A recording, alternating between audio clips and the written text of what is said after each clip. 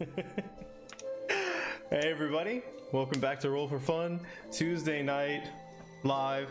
I'm super excited to get started. Left off at a pretty crazy moment last week, so we're going to jump straight into that right after we thank Devin Knight for his awesome patronage. He made a couple of custom tokens specifically for tonight, so that was really cool. He put him in there. Anyway, great guy. Check him out. Website down below. What else? As of last week, we have a merch store. If you haven't checked it out yet, please check it out. If you don't like anything in there, totally cool. Not your style, awesome. Just let us know. And you know, we like that feedback, so we can make stuff that's your style and always improve, like we try to do with everything else. As of yesterday, last episode went up on YouTube. Go check that out if you haven't yet. Obviously, we need to catch up. We try to do that every weekend, so you guys can catch up on that before we go live on Tuesday. But anyway, it's there. I don't really have any other announcements tonight. Did I forget anything? Do you guys know of anything? I don't think so. Everybody's trying to prepare as well, so that's cool. We're going to jump right into tonight's session of D&D. So settle in, kick back, have some fun. Last session, your party woke up in the Dragon Tooth Inn in Astoria after a horrendous nightmare.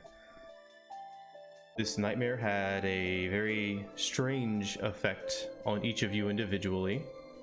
Had some really fun roleplay opportunities there. And then after a little bit of time having fun with that, your party came back together. Syaanis ran into Theracles outside of the king's palace, where he informed her his daughter Karina was missing. And you decided to beat feet down, chasing the Horn of Demetria to try and see what vision the oracle promised the horn would show you.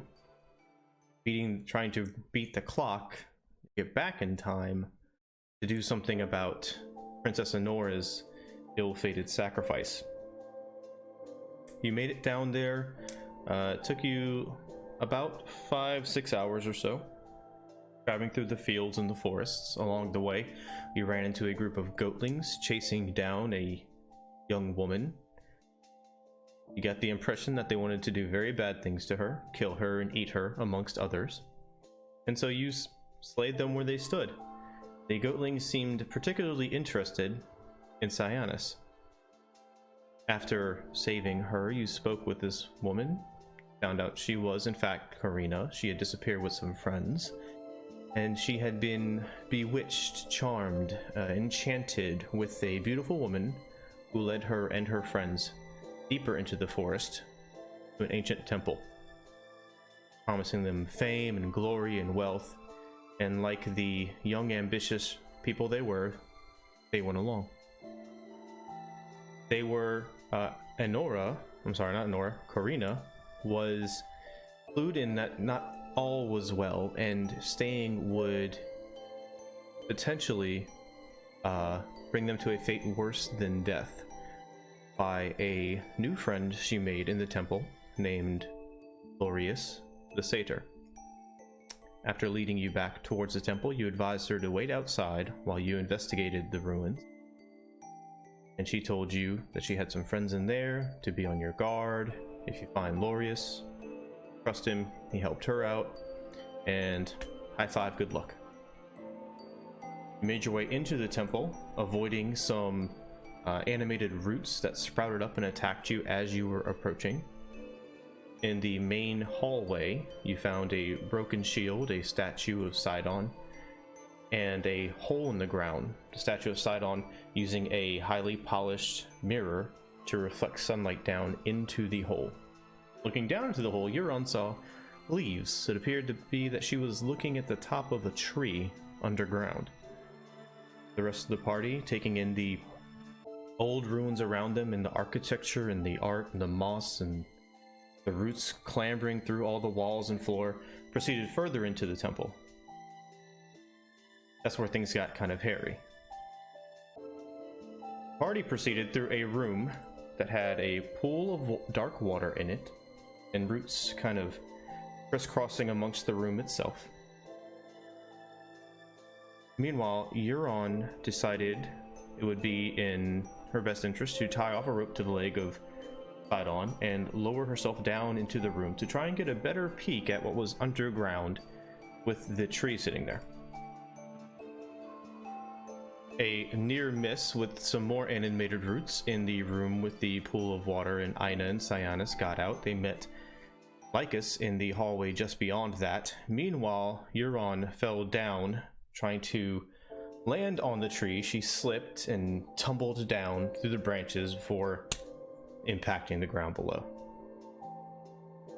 As the three of you, Lycus, Inegh, and Syaanis, were headed down the stairs in the hallway you found several marble statues of these giant six-armed figures, ancient, cracked and crumbling moss-covered statues, started to creak and step off their pedestals and come alive. Meanwhile, Euron, as you got your wits about you, the little squirrel hopped on your chest, kind of like screeching at you, "Wake up, wake up." And you look off to the side and you see two vicious little goatlings chasing around a human male figure dressed in like a ripped toga, chasing him around, tackling him, and then letting him go. You see blood and scratches all over him. That was where we left off. So that's where we're going to pick up tonight. Quickly, before we jump in, Joel, yes. your sound's echoing a little bit. I think your mic's picking up the music, and it's doing that feedback thing it was doing last week. It's doing it only through our chat. The stream sounds great. It's very strange. Yeah, that's weird. Okay, so if you guys can deal with that, we'll just push through. Is it bothering you, or? It's super bothersome. Okay, that's fine. What we'll do is before we jump in, we'll go to the be right back screen. We can try doing some tech stuff real quick. Everybody hang out, thank you. Don't go anywhere. We will be right back and figure it out. Thanks.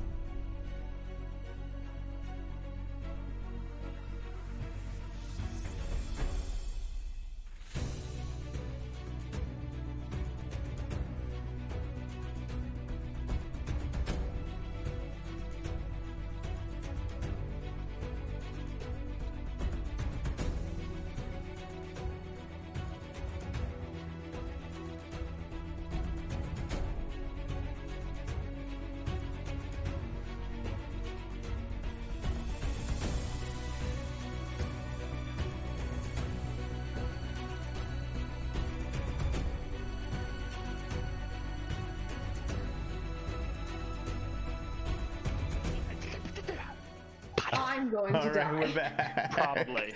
Not gonna. Nobody's gonna. Well, I hope you don't die. Squirrel Man might die. Let's be more specific. I hope you don't die. So. That's your next character.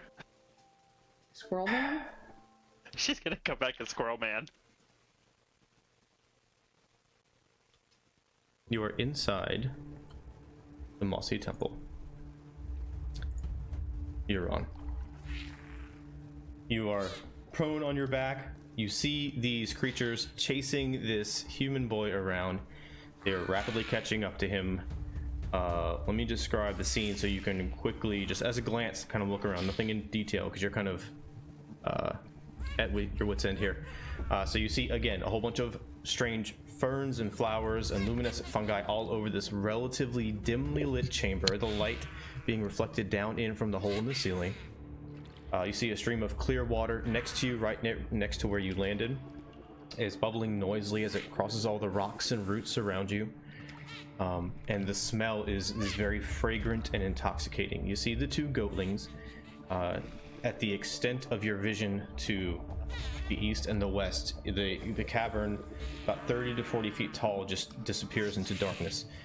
Just to your north, you see some roughly hewn steps and a passageway, and it appears to be a dim orangish light somewhere down that hallway.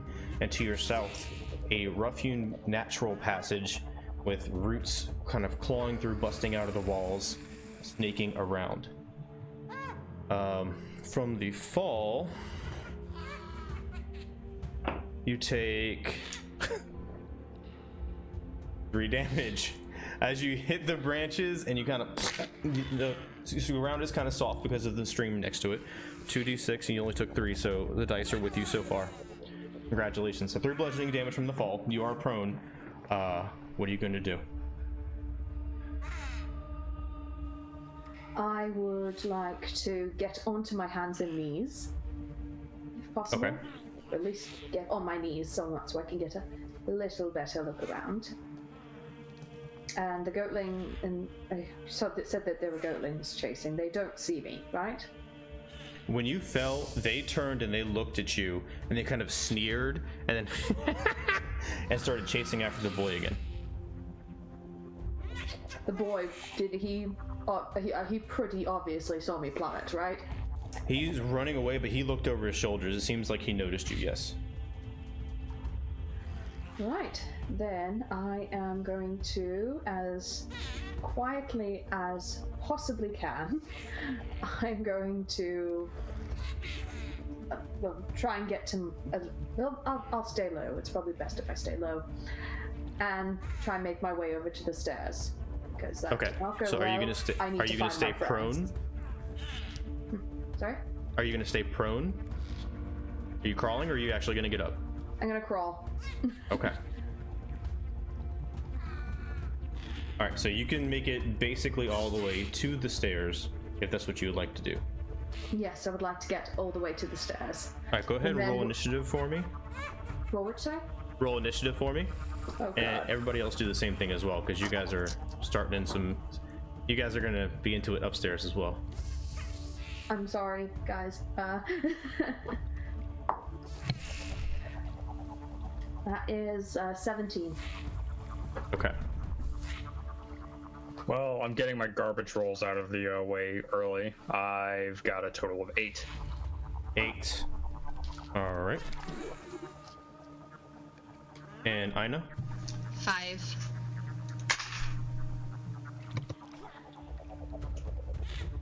And Lycus? 7. Cool.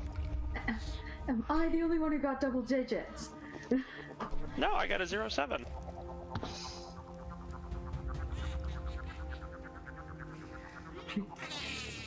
All right. So you go ahead and you make it over there relatively without issue. It's about as far as you can make because you're on your hands and knees. What else would you like to do? Now that I'm at the stairs, I would like to get up and Okay. sort of press my...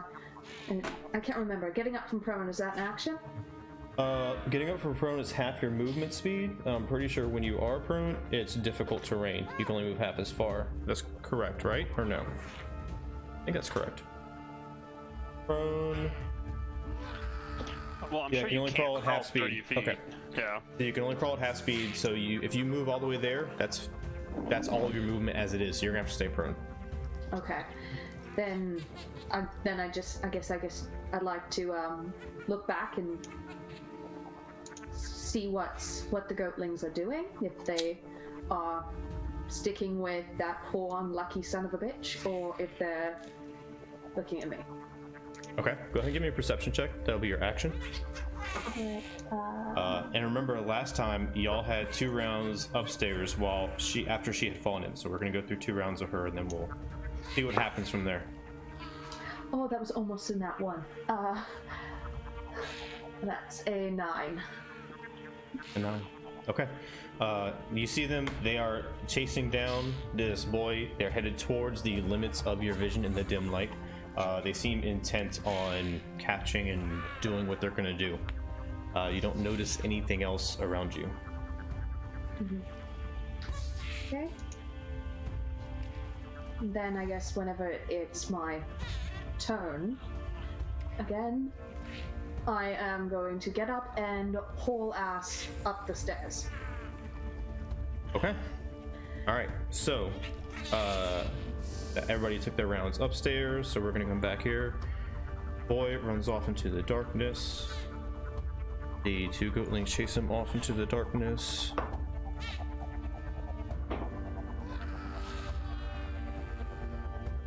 You hear as a scuffling sound, like they fall again, and then one of the boys little ah! And then you hear some more pattering feet. So apparently they scuffled and they kind of tore him up, and they're running around again somewhere off in the darkness in that direction. Your turn again. What would you like to do? I'm going to haul ass as high up those stairs as I can. Okay. So you get up to half your movement speed. So you have 15 feet left. 15 feet will get you up the stairs. Yeah. And is that all the way up the stairs? Do I? That'll get you to the top of the landing. All right. So as you come up the stairs, you reach the top of the landing. You see several torches lining the wall at various intervals. It's about, I don't know, 100 paces long, and you see, glancing real quickly, you see mosaics of these huge 6-armed figures. Everything from building castles to farming, a relatively peaceful civilization. There's priests, there's warriors, there's hunters, but that's all you can really see. You see a door off to the left. Let's see, all the way down. Okay. You see a door off to your left, about halfway down the hallway. A little bit further to the right, you see another door, and then all the way at the very end, you see a passageway leading off to the right, and then a door at the very, very end of the hallway in front of you. Otherwise, this stone corridor is relatively empty. Well, I've used up my movement, so I've just got sort of an action at this point. Can I hear anything? Any sign of any other than what's behind me? You can take another action perception check. Yeah, I'm going to do that. And is there a map I should be looking at, by the way? Yeah, it should be coming through. Thank you. God damn it. That is a 4. Okay. Nothing aside from what I've already described.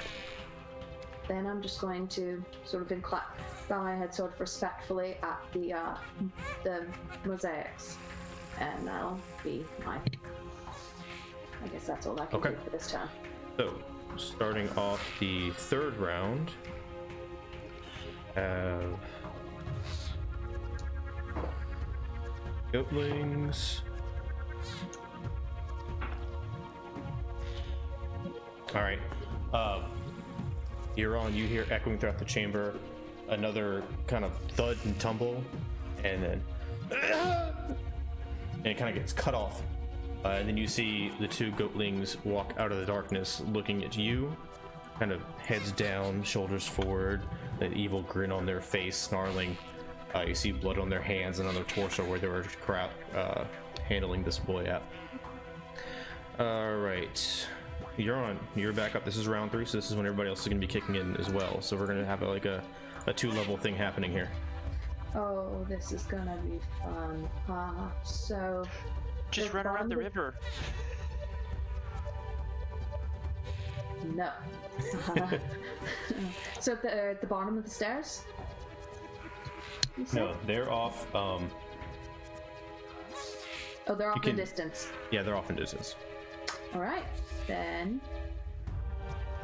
I am going to... actually, hold on, let me do some counting here.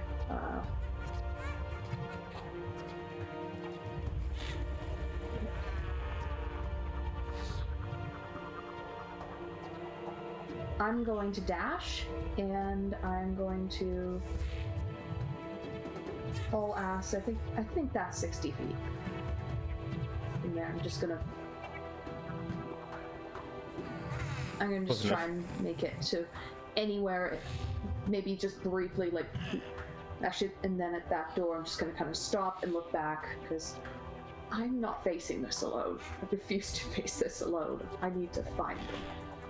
Okay, you got it. So you dart down the hallway, the metal echoing throughout the chamber around you, and the firelight reflecting off of your arms and weapons as you pass all the torches, and that's where you're at. Is that it? That's it. Yep. All right. So, back up top. Syaanis, Lycus, Inegh, these 4 statues creaking and moving towards you. You see there's 4 of them. 2 of them, they kind of they go to step down off of it, and for example, one of their foot breaks along a fault line, and so where their ankle would be kind of slams to the ground and shatters a little bit, and then the other one, it kind of steps down next to you and it lunges out towards Syaanis, but kind of because its foot's gone, it loses its balance and tumbles into the ground, just shatters. You see where all these cracks and lines were in these things. They're very deep. They're very old. As it shatters, the majority of the inside is already turned to dust. The other one, to the rear and left, I'll highlight the 2 that are still standing after this, make life easier for you. The other one, largely the same thing. It lurches towards you. It kind of gets caught up on itself, stumbles back into the wall. It shatters, and you see white dust pasting the wall behind it. The one nearest to you against the wall and the one on the opposite side of the door you just came through are both successfully get down from the pedestals. Again, they're missing arms, missing chunks off their leg, they're cracked and moss all over, but they are coming after you.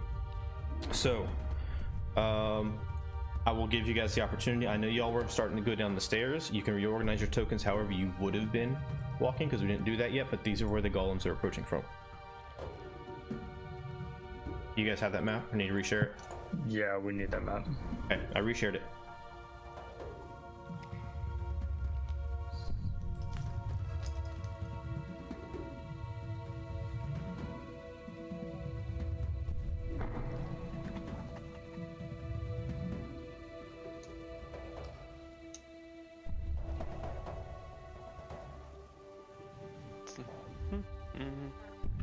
Who's up first? Alright, I was just making sure you guys, your tokens were good. Okay. Well, I mean, I'll move. I think my token would be great over here.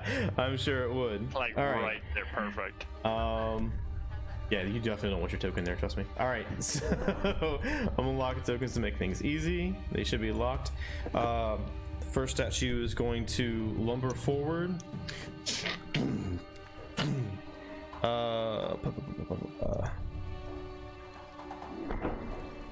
It's going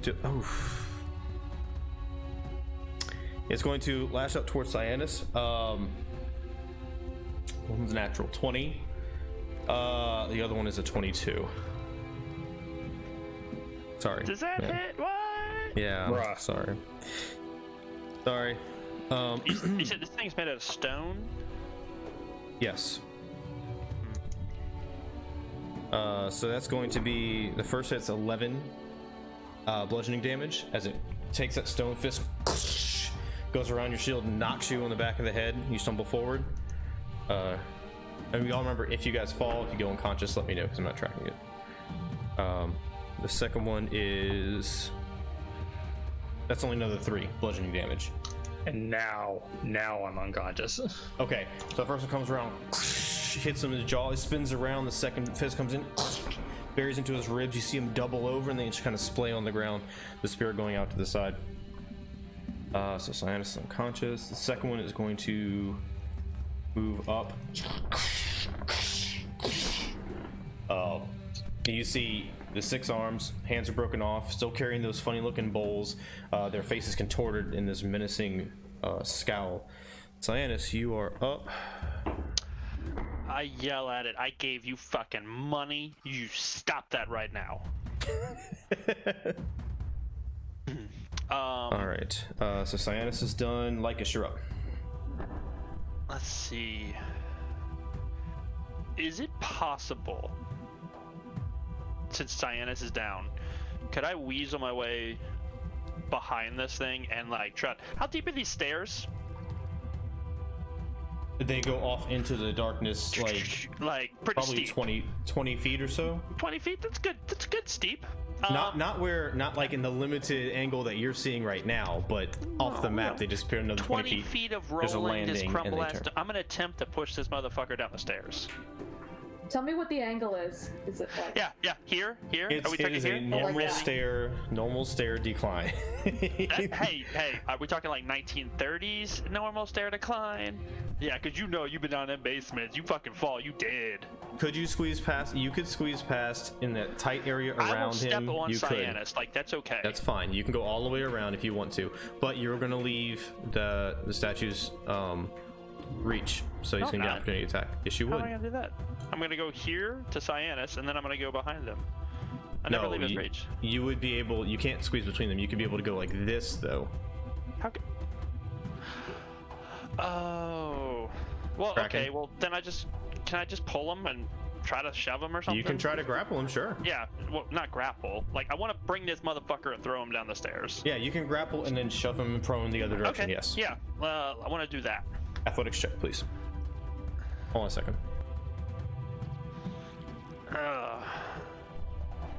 Y'all, let me tell you what. I am so fucking athletic. Avenge me. Probably the stupidest thing to do next to a golem.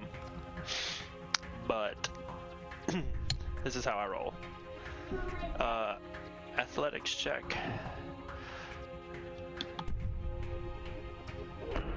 Yeah, 12. 12's fair. 12's fair, yeah. It's a golem, it probably gets a plus 10. Bedtime kisses. Let's see. Well, That's about gonna time. be... I was wondering when you were gonna Okay. remember about me. So, you see Syaanis go down. You reach up, grab his 2 stony arms, and because you're lower, center of gravity is with you. You kind of tuck back, roll, and you're gonna throw him down the stairs. Hell Is that yeah! what you're saying? Okay. All right. So you kind of end over end. He topples over you. He slams on the ground. He is going to take 20 bludgeoning damage as he falls down the stairs.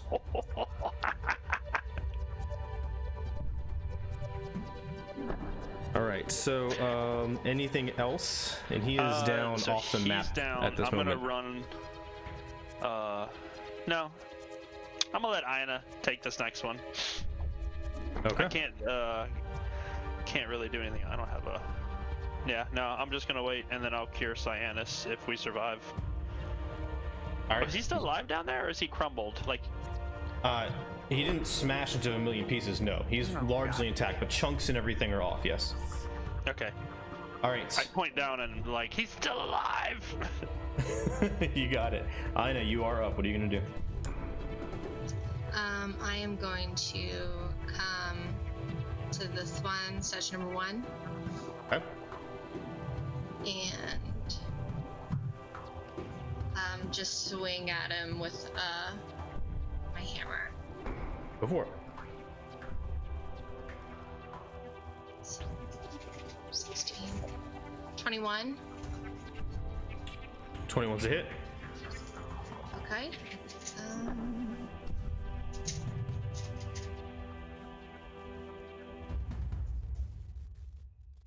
For 7. All right. 7 as bludgeoning damage, so going to take 14. All right. You bring Warhammer around. Buried into one of his shoulders, a giant chunk comes flying off. Shards kind of hit you in the face a little bit, and dust fills the air. And lurches back. It's still up. Anything else? No, that's it for now. Okay.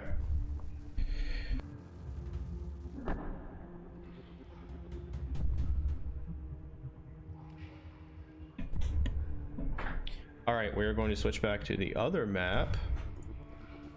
So I am very, very sorry for splitting the party. hey, Oh no, you're good. We got this, girl. These things happen. He says as one man is already down. All right. I actually forgot you were down. So, Like, I just remembered and then I forgot. So, as you're standing there, the goatlings are up. As you're standing there, looking around down the hallway back, you see in the very dim light at the beyond the edge of the hallway, the two figures of the goatlings kind of standing there, shadowy, and just kind of like looking at you and rocking back and forth. You're up. What would you like to do, Euron?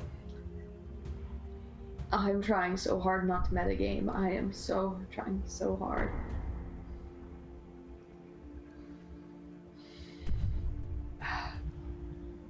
Because the metagamey part of me wants to know if I heard that crash. That ain't metagamey. We making a fucking flat. We making smoke signals or sound signals. Asking what your character sees, hears, feels, tastes, and all that is not metagaming. Okay. Yeah.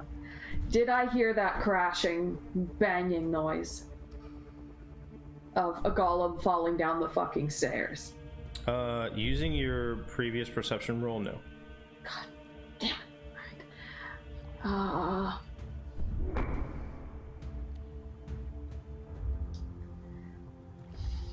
What are you gonna do? So, hold on. They are out of range of any weapons I have, so I can't attack.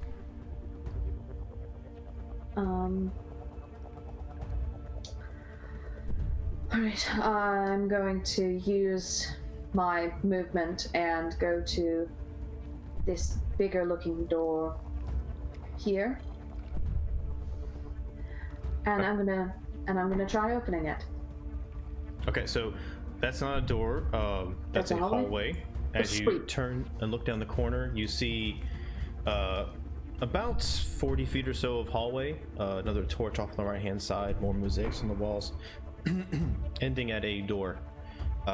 These are wooden doors. They're carved very simply. They look old, but from the other side of that, you hear voices. You hear feminine voices kind of echoing in the chamber from down that hallway, and then near you, the door to your north, a few feet away, you hear what sounds like metal thwacking on wood or hitting like bags. It's a very rhythmic sound, and you also hear what sounds like a fire going.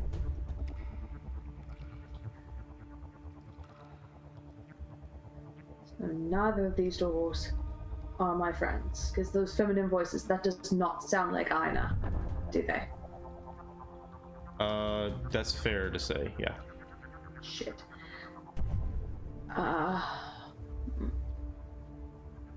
Do I take pretty ladies that are most likely going to kill me, or potentially a training ground that's potentially going to kill me?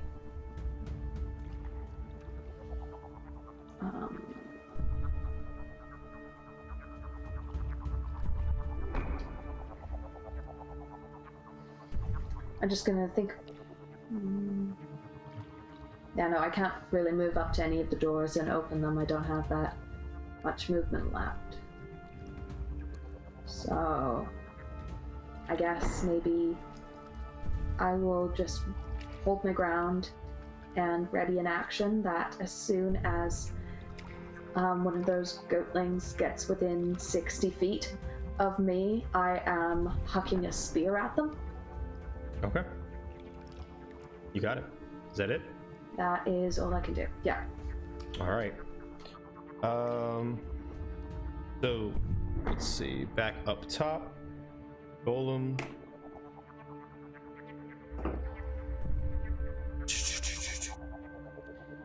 Inegh, the golem comes to return the blows, swinging with his marble arms. 18 is an 18 hit. It does. Does a 15 hit? It does. Okay. You're going to take a total of 10 bludgeoning damage as a left, right to your torso. Anything else? That's the only golem. Are you still good? Okay, good. Glad to hear it. All right, Syaanis. It's cool, man. Lycus got this. All right, Lycus, you're up. What are you gonna do?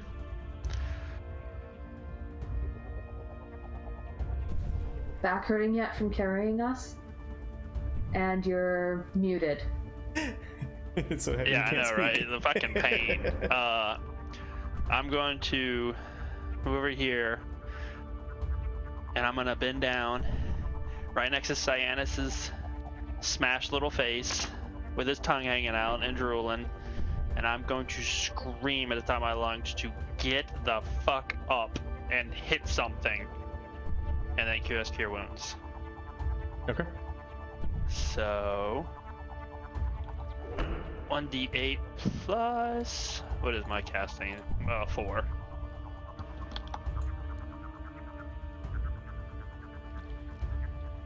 So that is a 10. Ooh. Now get up. All right.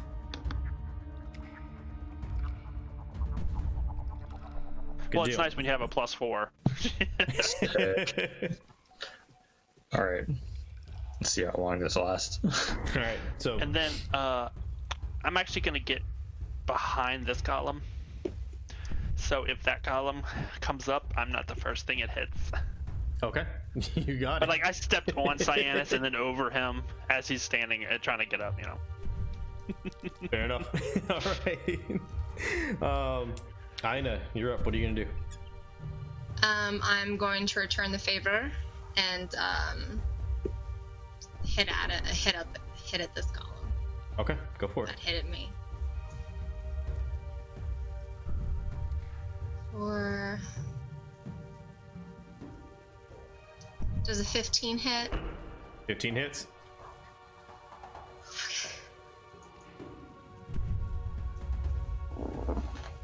For 11. 11, so 22. All right, so you see Inegh get doubled over with 2 hits from the statue, and she rears back the warhammer, kind of uppercuts. You see the Geigen face kind of shatter, chin exploding. It rocks back.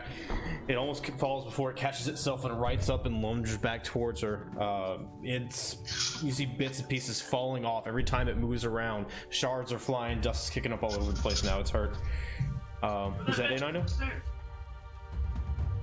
I can't now. I guess that's gonna be it for me. All right. Back below.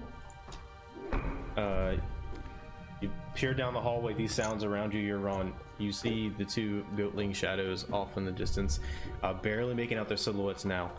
And they're rocking back and forth. And they see you stand there. They get your spear javelin ready, and they kind of slowly melt away into the shadows of the large room. Yeah, fuck off. All right, so you're up. What would you like to do, Euron? So The door behind me is rhythmic thumping on, basically sounds like something hitting a training dummy. The door to my left is women talking. I'm going to creep back down the hall to this door, and I'm going to try and open it and see what's behind it. All right.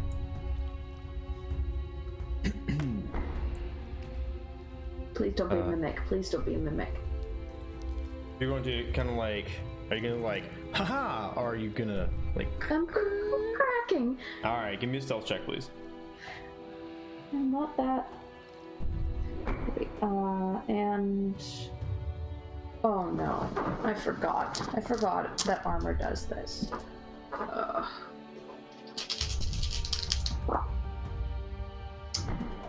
Thank the gods. That is 15. Okay.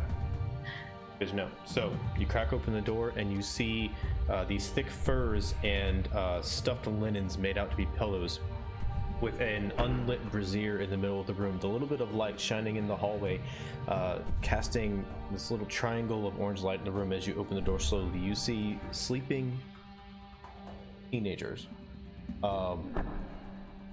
First one, a boy, and another a girl, covered like kind of haphazardly sleeping, and then you see another set, except these two aren't sleeping as much as occupying the same bed space.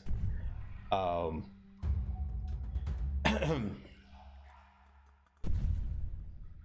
would you like to do? Euron's gonna close the door again. That is not the stairs.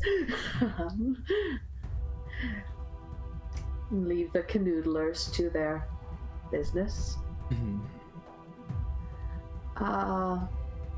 That would have been my action, so I can't really do that much else. Only maybe creep forward, like, because I was 25. Maybe just go to that side, because I'm gonna eventually go check out that other door. Okay, you got it. Heading back upstairs. Golems are up. All right, so now you hear this. As the golem climbs back up the steps. Let's see. Even Inegh, Syaanis. Syaanis. Does an 11 hit Syaanis? No. Wait a second. What? Wait a second.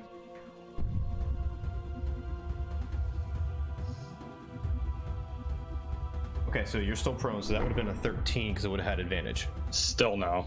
Okay, good. Second, does a 22 hit Syaanis?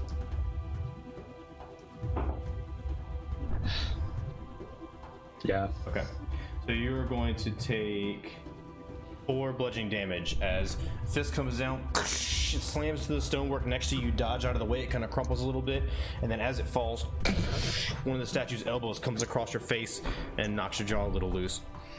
The one in the front, that one is going to... He's going to stay engaged with Inegh, that makes sense.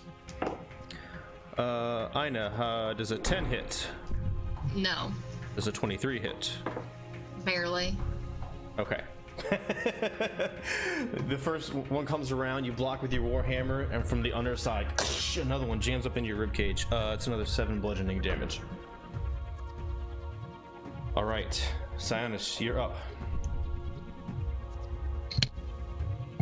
All right, so first off, standing up. Okay, no longer prone. Second off, kicking this fucker back down the stairs. All right, you can make an attack roll to kick him. Please do a Sparta kick if this works. Please do a Sparta kick if it works. Surf that bitch down the stairs. We can flavor it however you want, but you have to do the grapple action to do it. Surf that bitch. Okay, I'm not fucking Legolasing him. Please! Legolas down the stairs. Alright, so that's a strength check, yeah? Athletics, yes. Athletics? Yep. Okay. And that's an 8. Fuck. I rolled a 7. Really? Yeah. Get fucked. Go down the fucking stairs. Alright, so you're gonna shove him prone? Let's see. I rolled good that time. 4 or 5. Another 12 bludgeoning damage. So, are you gonna Spartan kick him? Is that what's happening? Yeah, pretty much. I'm just gonna like spring back up to my feet and just go, nope, fuck you, kick him. As Syaanis hops up to his feet, he buries his foot in his chest, slams to the ground. Stairway littered with shards of marble and dust now. He is looking just as hurt as the other one. Anything else, Syaanis? Go ahead and try that shit again. Alright, Lycus, you're up. What are you gonna do? I'm going to Spartan kick this one down the stairs. Through your allies, huh? Get out of the way! We'll hug the wall. Get out of the way! I'm gonna get a running start. So I'm like back up, and then I'm a charge. And I'm gonna go for the kneecaps. If that works. I mean, you could knock him prone, yeah. He's not gonna go down the stairs. Yeah, no, that's fine. I want to knock him prone then. Alright, so shove action, athletics. Wait, what? Cool. I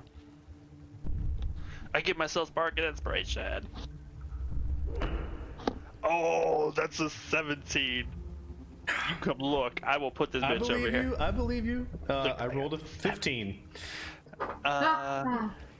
That's a +1. That's an 18 in total. All right, I rolled a 15. So, and thankfully I rolled well. So, for me, so you take out his knees, kind of crumple to the side, topples over, falls to the left side, hits the wall, and slams down to the ground. He only takes 2 bludgeoning damage because I rolled a 1. Oh, cool. He gets damage too. So, I get up and I'm like, I was ouch, because I just fucking literally ran into a brick wall, and I'm like, get him. Get him! I'm trying to catch my breath because that fucking hurt. You got it. All right. And then I give Inegh Bardic Inspiration to hit this bitch. You got it. Inegh, you're up. Okay. You have advantage. Advantage on the attack for melee. Oh, okay. Thank you. Yes. I'll go ahead and roll that right now. All right, co-DM and player. I love it. I forget. I was like, oh, it's not on Fantasy Ground. It's okay. Reminder. It's okay. I appreciate it. I do. 21. 21's definitely a hit.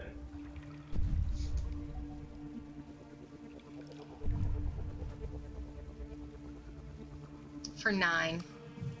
9. All right. Kind of turns his head and starts look back up at you. You see Inegh kind of whinny up for a second, slam her hooves down, and bury the warhammer to the ground, cracks the stone underneath the golem's head as it kind of shatters into this fine marble mist around you, and it the stone on stone sound of it going limp on the ground in front of you. Anything else, Inegh? I just stomp on him to create even more dust. I'm White mad. dust. I'm mad. Everybody's starting to look like they're powdered from 17th century Victorian England with white all over them. All right. Look at Lycus. It's a good look. All right. Downstairs. You're on. You doing? Do I hear any of this? Give me a perception check. Let's see. Please. Be please with disadvantage because there's stuff in the way and a good distance. God damn it! That was a natural 20. But disadvantage 15.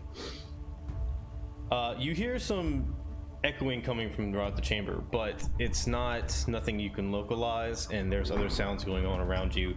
Every now and then you'll hear a shout of a happy boy yelling like he's dancing or at a party, or you'll hear a goatling snicker coming from the shadows of the cave beyond you. So yeah, you would hear some things going on, but knowing what it was or pinpointing it, probably not. Alright, then I would like to move down the hallway to this door, and I want to see if I can crack it open and see, like, is this a hallway? You can. Use the same stealth roll as before. God damn it, where are you guys? And this is whispered in very quiet annoyance.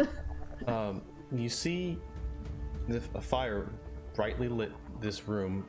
Orange flickers off the walls, mosaics, and more animal skins. However, in this room, at the furthest point away from you, and then off to the right a little bit behind the door, you see two hideously beautiful maenads there. No, slightly, I'm out. they're slightly chubby. Their breasts are enlarged, and you see a small little baby goatling, cute and horrifying all at the same time, suckling on one of them. And you see 4 other goatlings playing around, like stabbing at each other with little tiny daggers. And there's another maenad there, kind of watching over them, eating mushrooms and sipping wine and feeding it to them. They don't seem aware of your presence. I'm shutting that door right the fuck now. Fireball. Fighter! Very quietly shutting the door. Okay. No. And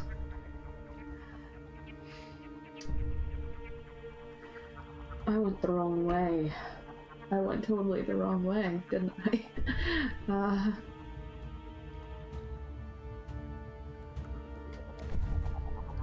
Alright, come at me, bitches. I'm going to start making my way back down the hallway. I'm pretty sure I went the wrong direction.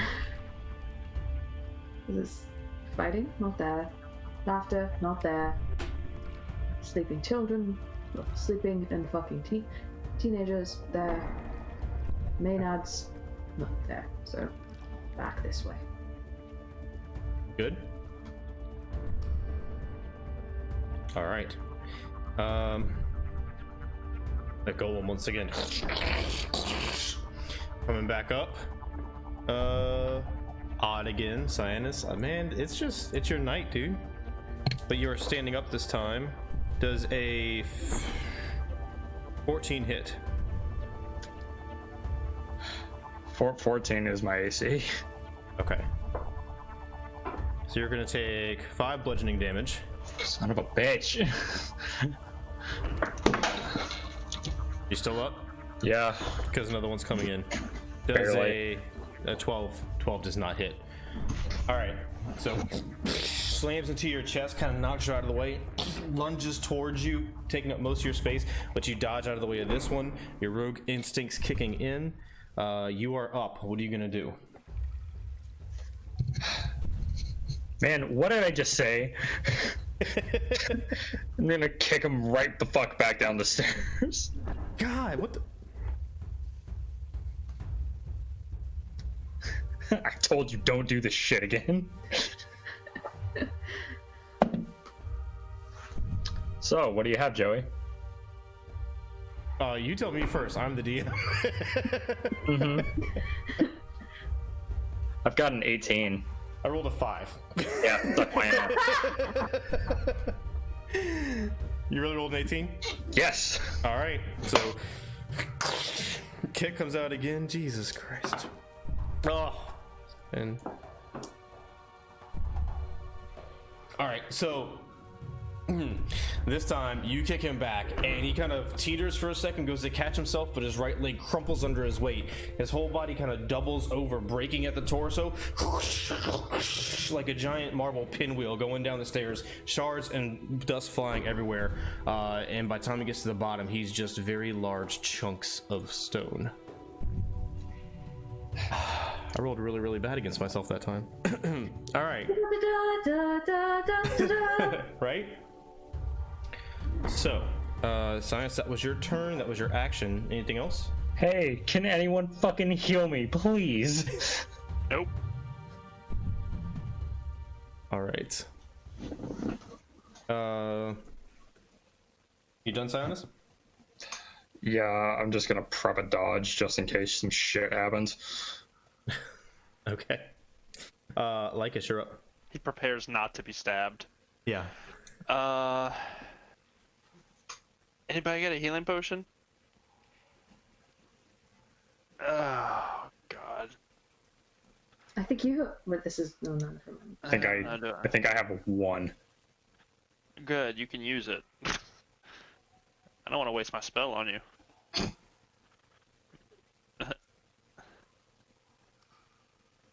like, hey man, I am running low on juice right now, and I feel like I might need to save this. So, you might want to pop that, and let's go find our friend Euron. Does anyone have a healing kit? Oh, I have a healer's kit. Out of character, doesn't that mean you gotta be unconscious to use a healer's kit, huh? Oh, shit, Yeah, I heal and kick the shit out of him. Okay. How do I do that again? I know we had it. Healer's kit.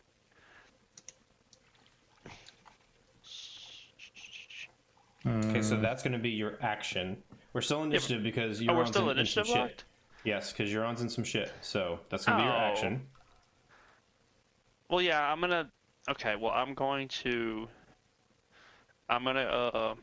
use a healer's kit on him, and then I'll be like, where the fuck is Euron? And then I'm gonna mosey my ass back, trying to go back to the hole where she inevitably fell. So how do I heal him, or is he gonna roll it? No. So what you do, using a healer's kit gives you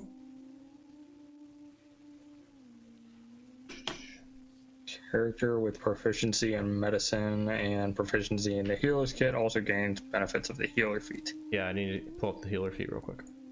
That's all. Unless somebody has it on hand.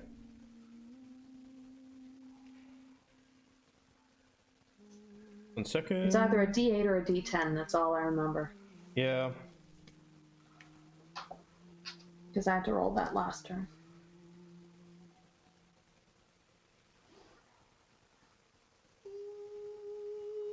So it is going to be 1d6 plus 4 plus a number of hit points equal to their level, basically. So it'd be 1d6 plus 6. And you can't regain hit points from this again until they finish a short or long rest.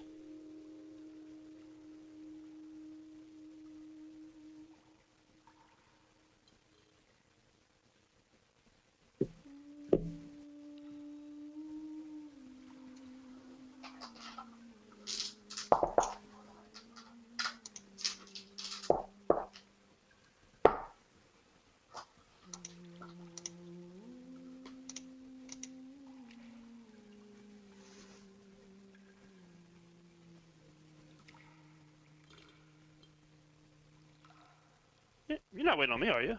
Yeah, 1d6 plus 6. What was it? Oh, I thought you were gonna make him roll it. No. Oh, I was you're like, I'm gonna go healing get Doritos. We got this. I figured That's you a were finding 4. dice. So you said 1d6 plus 6. That's a 10 Yeah. total. All right, so another 10 hit points. Good. Ooh. I was like, I'm gonna go get Doritos. He's got 1d6 plus 6 to roll. My bad, dude. No, it's all good. It's all good. I want Doritos. All right, so, is anything else? Other than I work my way back across the pond.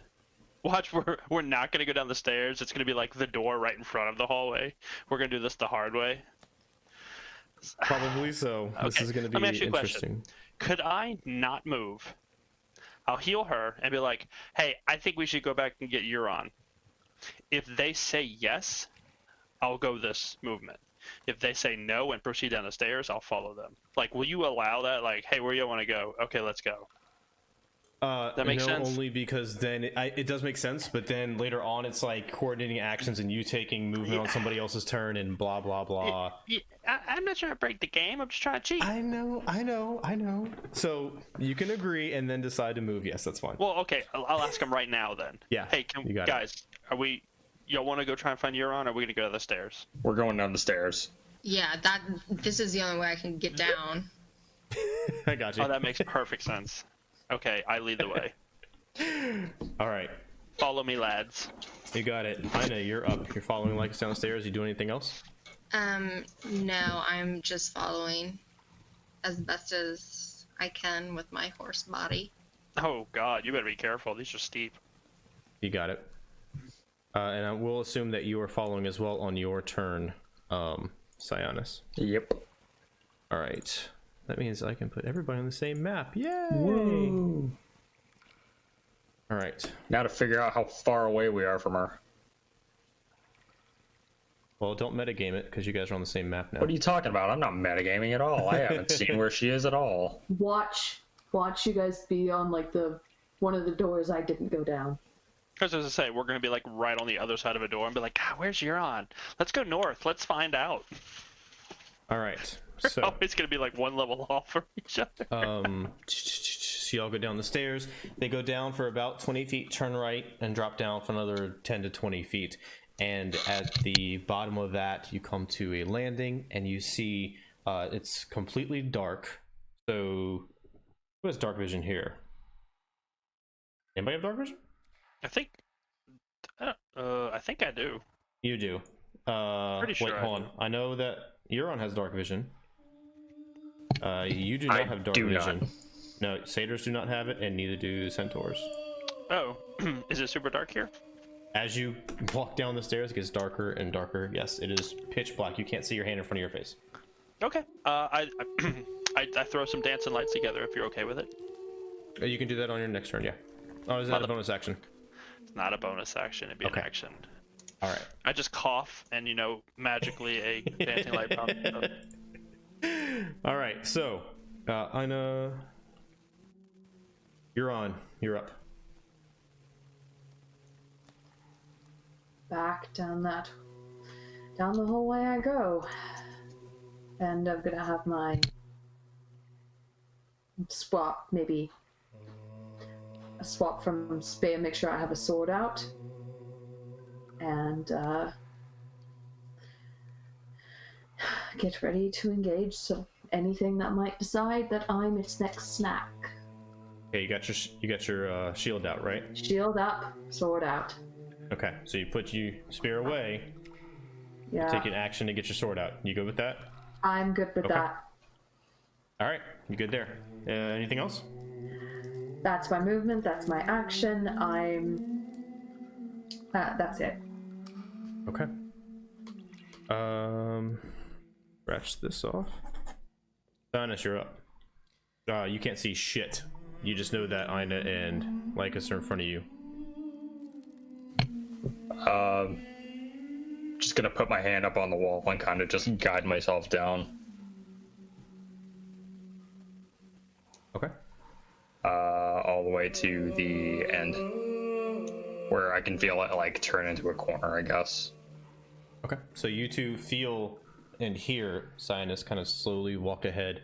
Syaanis, as you're walking, you feel something jutting out into the room. The wall kind of shoots out like it's broken and cracked, and there's pieces of rock and stone on the floor that you kind of stubbing your toe on as you make your way through this pitch black darkness, and you kind of knock your head a little bit here and there. After a few times and feeling around, you get the sense that you're surrounded by more of these giant roots that have penetrated their way into the ground and are clogging this passageway pretty severely.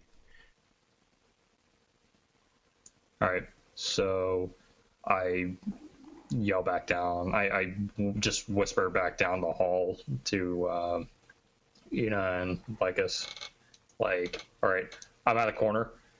If you guys just keep coming towards me, there should be another path.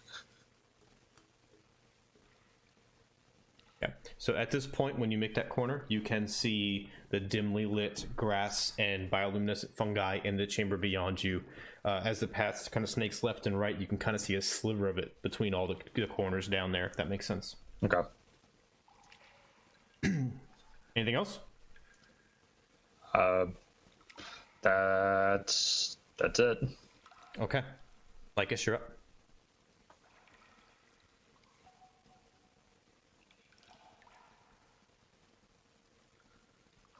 Muted.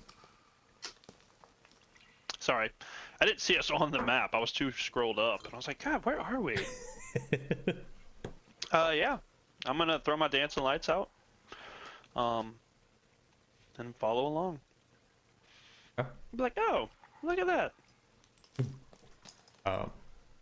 Yeah, these roots are, you see that this cavern is now, you see it's actually been kind of carved out with stone archways supporting this rocky ceiling, and the roots and vines are kind of growing throughout it, either jutting through the walls or through the ceiling or through the floor, and you have to very carefully walk around or you won't get stuck. They're not moving or anything, it's just thick, and They're your just vision thick is brambly.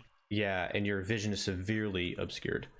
You can just barely I make out sure I like pinpricks collect of my light. 1 gold that I put in that stupid bowl from that damn golem that just got kicked down. I'd be like, mine, thank you. And you know what? I take anyone else's fucking offerings because he clearly did not appreciate it. I will redonate these. You gave him a penny or something like that, if I remember. I gave him a solid shiny golden copper. You get your coin back. The rest is all just kind of refuse and little pieces of dead animals and all sorts of weird things. Well, let's see. I can go 60. I went 15. If you want to take your action to move, but you took action for dancing lights, didn't you? Okay, I'm right there. Okay, you're right there. Come on, man, you're killing me tonight. You're killing me. There ain't no combat, but we're initiative locked. I don't know. I know you're up. I guess there's a fucking door. I'm going to follow. Maybe give like a swift kick to the golem that was like thrown down the stairs, just like, you know, for good measure. But just follow them down. Okay. You can make it to about the same place. All right.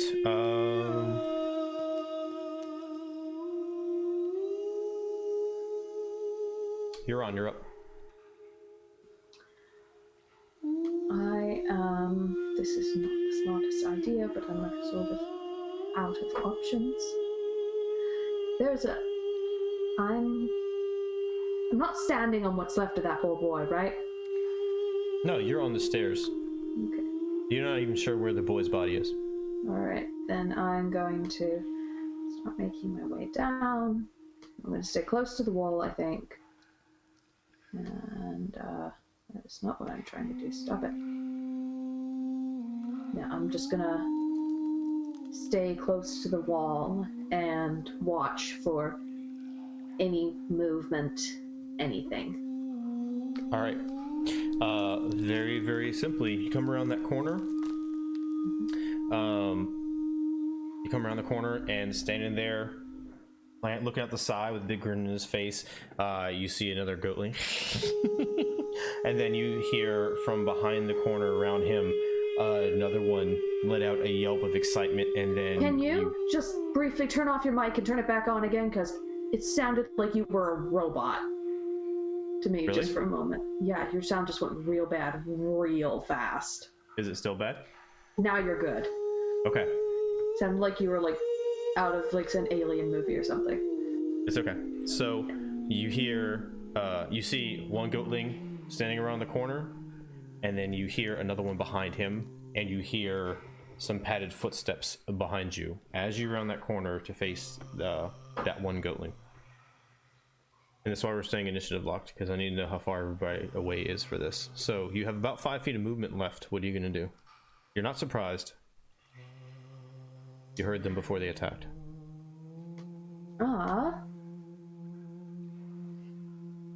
Hello. I'm going to give him a nice bronze greeting. Go for it. Joey, could I get you to turn Sirenscape down 2 clicks? It's overpowering with the female voice in chat. Or in the stream. Yeah. You mean on my thing? Yeah. Yeah. I pulled up the Twitch to read it. Got it. Oof, that's a 9. Wait, no.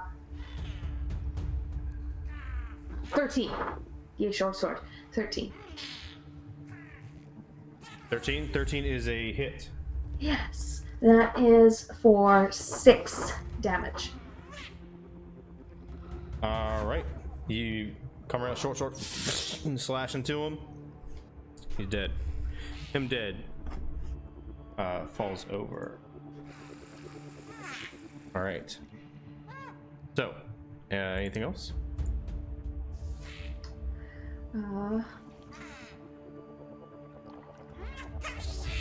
No, I had a bad idea. I'm canceling the bad idea. That's it. That's my turn. Okay, cancel bad ideas. All right, so that means Syaanis, you're up. Did we hear any of that?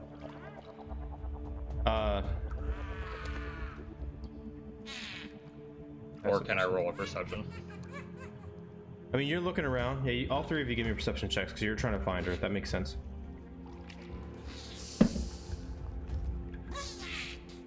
I rolled a natural 20 on that. Nice. I got 17. I got a 4. Okay. My dancing lights are very pretty. Syaanis, you said 17? Yeah.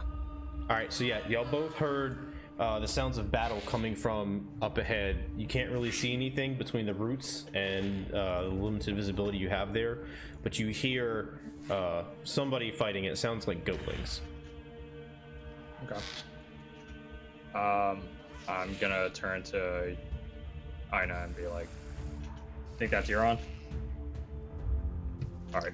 Yeah. And then I'm just gonna start trying to dash down the hall. Okay, go for it. Probably not if it sounds like the goatling's losing.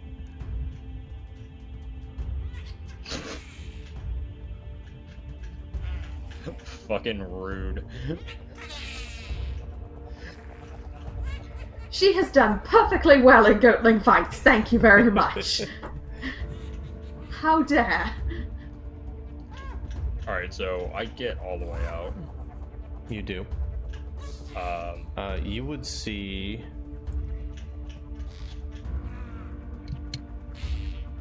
3 goatlings off to your left-hand side, and it look like they are coming around to engage with Euron, sneak up behind her.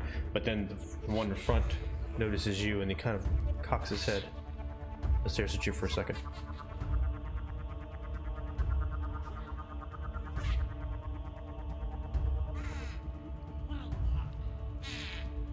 Anything else, Syaanis? I don't want to yell. Oh, fuck. Because I know if I yell out, I'm gonna end up, like, attracting everything. And we're gonna have, like, a fucking horde situation down here. Why do you think I didn't? I was thinking of whistling. Yeah, I'm stand there with my sword and my dagger out. All right, you got Lycus, you're up. I mosey the fuck out this thing. Okay, are you rushing out or just going 30 feet? Oh yeah, no, I'm gonna run out. All right. But before I ran out, Mm-hmm. I grabbed one of the. Did the golem have a head?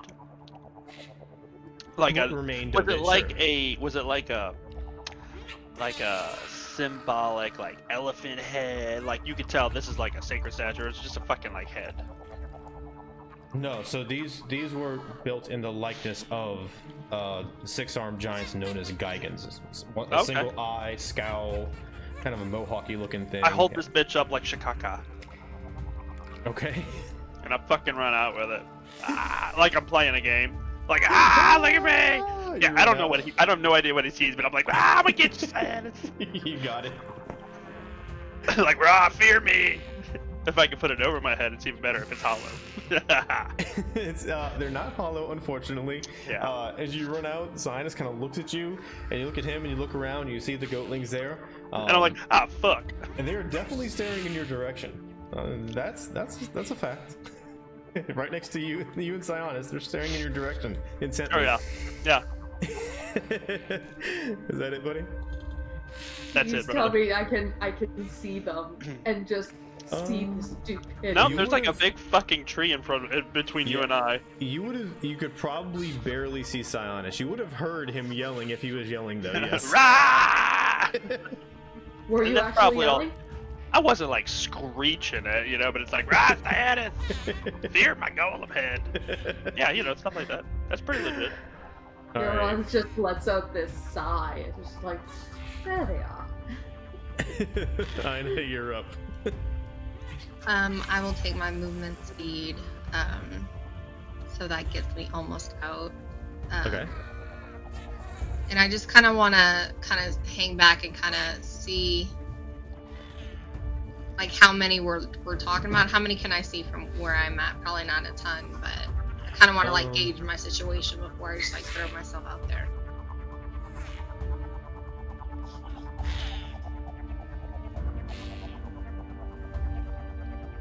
You give me a perception check with disadvantage. You might see one. Yeah.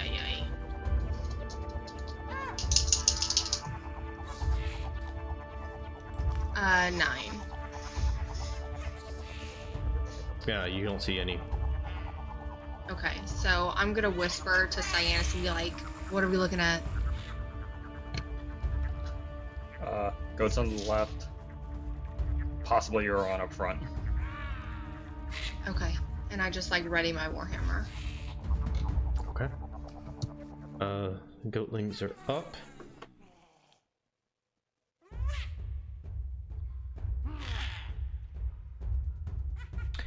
One comes charging around at Euron.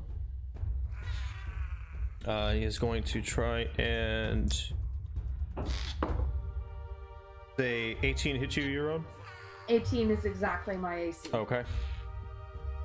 So the goatling kind of darts around the corner from the shadows, starts cackling in your ear, and clambers on top of you and starts ripping at your shield and yanking on your snakes and using your covering your face with your own mask and pulling on your ears and doing all sorts of stuff.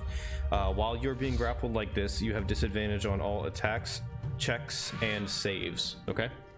God damn it. All right. So you are grappled like that. The other three saw Syaanis, and they and they charge out into the middle of the room. Let's see. First one, I need a wisdom save from you, Syaanis.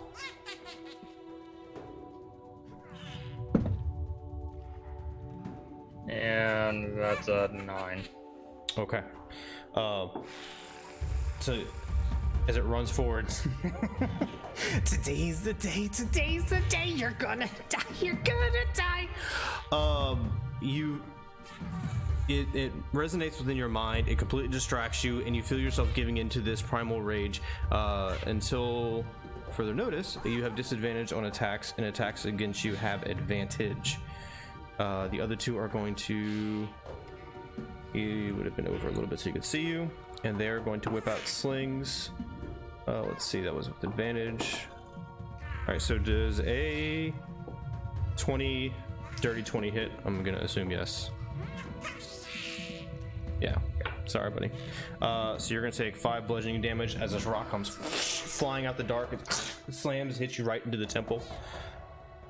You still up? Yeah, I'm still up. All right, the second one, 17 plus. That's gonna be a 22. Another sling. It's gonna be another 5 bludgeoning damage. Comes in, slams into your chest. All right, yeah, I'm still up, but Okay, good. got 1 health. And they're all standing there snickering at you, rocking back and forth. Right, Euron, you're up. You're currently grappled. I would like to try and suplex this fucking goatling off me. Okay. You have to escape the grapple first. After that. Right, so that's athletics, correct? It can be athletics or acrobatics. Athletics. Not much, that's 14. 14's good. And I would like to, if possible, I don't know if this is actually a thing I can do, but I want to try. I want to try and see if I can flip it off me and then just try and smite it in the face with my sword. So escaping is your action, unfortunately. Down. Now to escape it, you can slam it down for fun, and I'm happy with him being prone, just because why the fuck not? But that was your action. Maybe just for funsies, I want to suplex him. Just Okay. throw him off and fall to see if I can sort of. You got it. Saying, You pick him up no, and you kind of hop in the air and boom, you slam it to him and roll off, and you get up, sword and shield out, and he's kind of scrambling to get to his feet. Anything else? Hi! Okay, you yell out for everybody. You got it. Syaanis, you're up. What do you like to do? I'm just gonna call to my group, right behind me. Guys, go fuck them up right now. And then I'm just gonna prep a dodge. So you're gonna take the dodge action? Yeah. Okay. Dodge action. You got it. Lycus, you're up.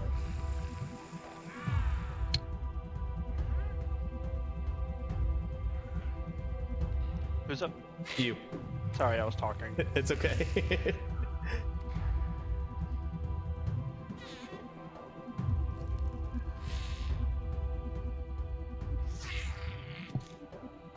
Muted. Oh, god dang it. I even clicked it. It was like, oh, so sorry. Yeah, I'm gonna cast Bane on these 3 goatlings. Okay. And hope to God I can have some influence on this. Hope so too. I mean, my back is killing me. God, I don't even know anymore. Alright, so they're gonna have to make a charisma saving throw, and my lights will disappear when I do this. Okay. So, obviously, which is fine. So, charisma saving throw, that is a DC 13. Goatling 2 fails. Goatling 4, nat 20. Goatling 6. What's the charisma modifier? +1. 17. So Goatling 2 failed. Well, that's fucking useless. Alright, then I run up.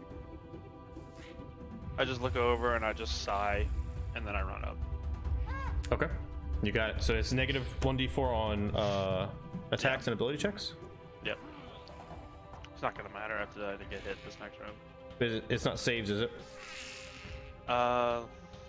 I think it's attacks and ability checks. I could be Saving wrong. throw attacks. Yeah, the target fail. Hold on. Yeah, it's attack roll and saving throw. It's the exact same thing as bless. Attacks and savings? Okay. Yeah. I was thinking attacks and ability checks. Good. Alright, so negative 1d4 attacks and saving throws. Got it. Inegh, you're up. I'm going to walk out just a little bit and kind of put my warhammer on my back and pull out a chakram. Okay, you got it. Can I throw it? Yeah, because you left your warhammer out. You just took a chakram and you can. Yeah, that's fine. Okay. I am going to 25 feet. Okay, that's good. I'm gonna throw it at going 4. Okay, go for it.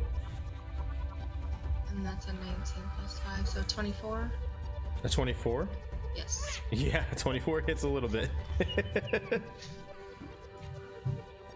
For 8 damage. Alright. Oh, it slashes right across his throat, kind of sprays Lycus' jacket a little bit with blood. Before it ricochets around, it comes back to you. That's it for me. Alright. Goatlings are up. Goatling 2.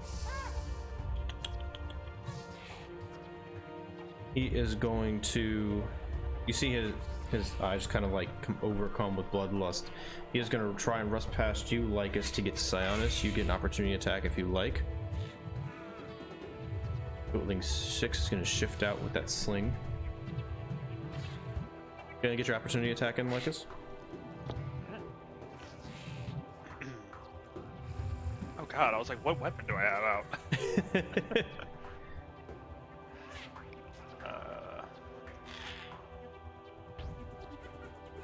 That is a nat 20. Alright. What's your damage? I was like, what is that? I forgot how to crack a dice. I was like, I don't recognize that symbol. 1d6 plus 3. 1d6. Oh, you're fine. Alright, so. Yeah, so I rolled a 5 plus 3, so it's 8 plus 6. Yeah, it's a lot. Was it a short sword, rapier? What do you have? Yeah, short sword. Short sword. Okay. So, yeah, you see his eyes kind of wide open and his mouth kind of start. And he starts running through the darkness. You just kind of spin around, backhand slash across his throat. He crumples instantly to the ground in front of you. Nearby, you hear this as the sling flies out towards Syaanis. Advantage because of the mockery, but disadvantage because of I killed dodge. the one next to me? Yeah. He was the one that was going to run around you. Oh, okay. Yeah. I saw That's the a other straight one where I was supposed roll. 13 plus 18 hit Syaanis. Yeah, I'm going down. Okay. So yeah, you would take another 7 bludgeoning damage. The stone. The mistress is gonna be pleased. And he is going to spend. He's gonna spend more of his movement to as he sees you fall down. He's gonna spend the rest of his movement to trying to get over there. Towards you. And Goatling 5 is going to try and lash out at Euron. Does a 21 hit Euron? Yes. Yes, it does. So clamber back up to his feet, and he is going to jump on you, and you're going to get 5 piercing damage as he kind of claws at your face and bites down on your shoulder. You feel it on your clavicle right there. He tears a chunk of flesh out, and he looks at you and grinning with your blood dripping down his chin. Euron, you're up. What would you like to do? I'm going to stab a bitch. That's what I'm going to do. Well, get off me.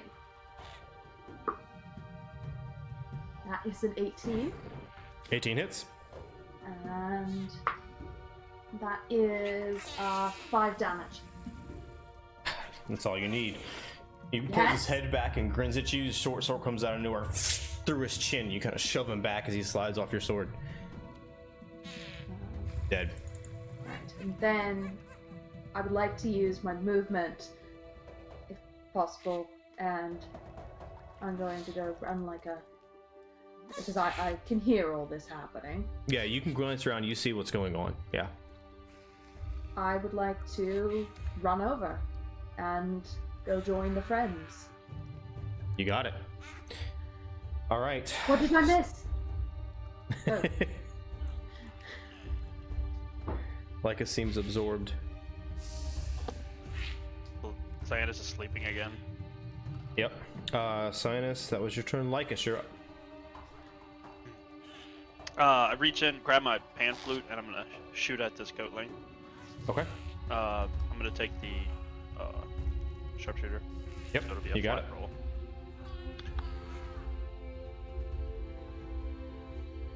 Wait a minute. It's goatling 6. I was like, wait, which one failed that save? So my spell would have been if I know. 17 flat. 17's a hit. 14 damage. 14. As he's running splash into the water, his feet kind of get stuck in the mud. He turns to lunge towards Syaanis, and this needle just sticks in the back of his neck, kind of severing his spinal cord, and you see him just crumple, ragdoll down into the water. His tongue rolls out, his hands kind of like getting moved around by the stream itself. Quick glance around, you don't see any more threats. You see this expansive cave around you, this giant tree, and darkness very edges. The stairway across from you where Euron just came from, and 6 dead goatlings on the ground around you. Take a moment to look around each other. Euron, you see white dust all over these 3. You see her own blood coming out from where her clavicle and his shield and sword, and you hear laughter and kind of a sing-song from the right. From towards the tree? To the east, in the darkness. And that's where we're going to take a break.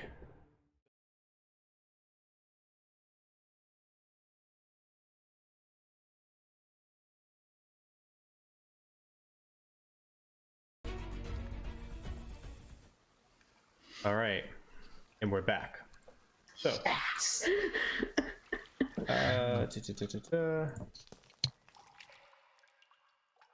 You have come back together as a group. Euron, the rest of you had found her here deep below. You see the giant tree. You see you hear a lighthearted, laughing female voice drifting out from the east side of the chamber, kind of mixing with the babbling of the stream as it goes and travels past Lycus and sounds of the water echoing around. Right, so I'm going to run straight over to Syaanis as soon as I can. Are we initiative locked still? No. No. I'm going to run straight to Syaanis, and I'm going to use a healing kit and just stabilize. Okay. You got it. So you bring him back up with 1 hit point. You come over to get healing kit out. You see that he has several bludgeoning marks, and you see a little bit of blood streaking down from his face, and you use some patch him up a little bit, stop the bleeding. Use some herbs in there to kind of bring him back to consciousness for the moment. You have 1 hit point again, Syaanis. Bro, what happened to you? Look, I don't want to talk about it. Just gonna pat his shoulder and help him up. Just go kill more of these fucking goats. We might want to tread cautiously as well. It's not just goatlings down here. Mm-hmm. They're raving ones. See? Raving ones. Monads. Nursing! I always knew that Monads gave birth to goatlings. I always knew that. That's another to see. There are baby goatlings down there, and I have very conflicted feelings about that. Hey, Lycus, how you feel about that, huh? Huh? Lycus is nowhere near y'all. Lycus is actually dragging goatling corpses and stuffing them under the tree roots. Either way, Monads. There's sounds of women laughing down those there's a hallway down there. I presume more. Sounds of somebody training or fighting. I heard sounds of hitting fabric. And some teenagers who are both sleeping and, doing what teenagers do when enclosed in a small space unattended for some time. But they drink wine and play dice? Oh, sweetheart. Yeah, sure, that's what's getting shook.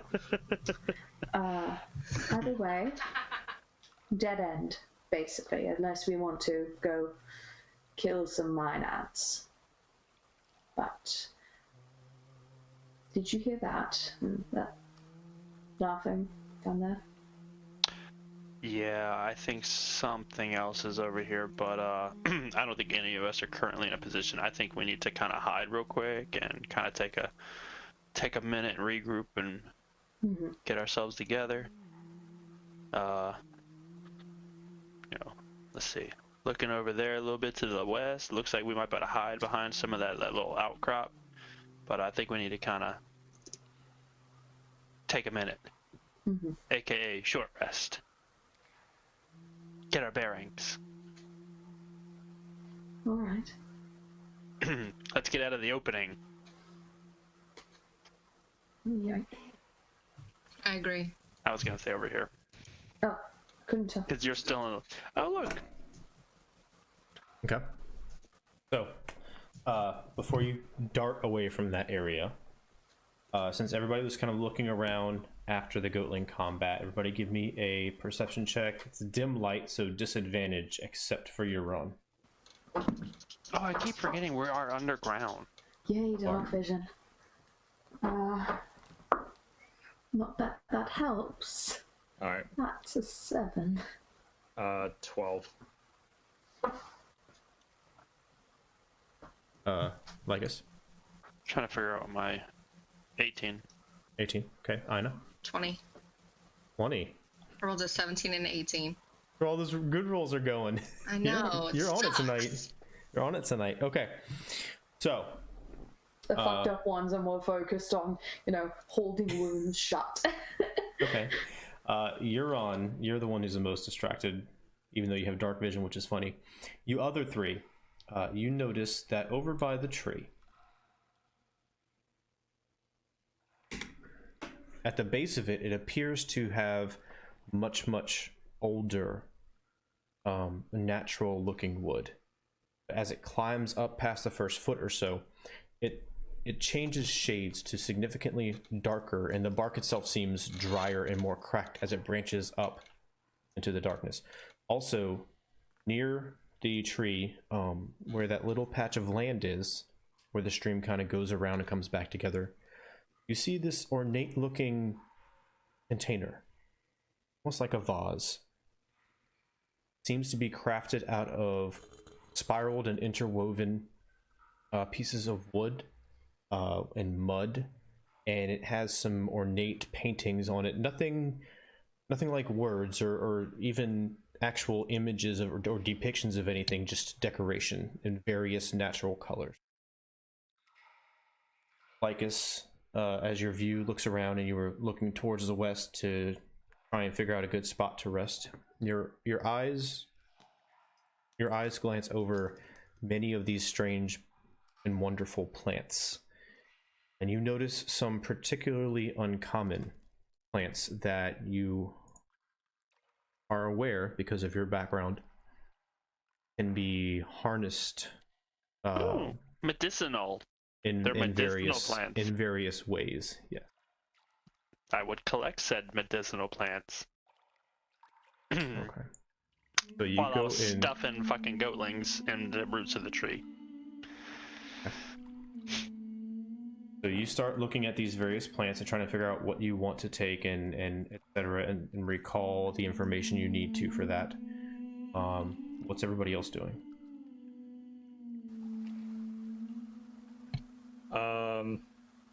As we're walking over, I'm just gonna start chugging my health potion. Okay. Health potion bottoms up.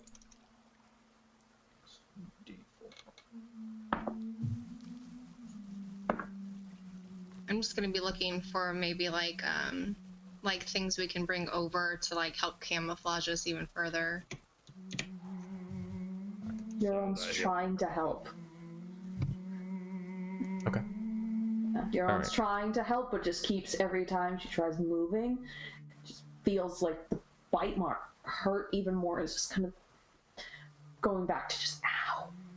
Yeah, it's a nasty looking little gash. Why do they have to use their teeth? Lycus, give me a nature check, please.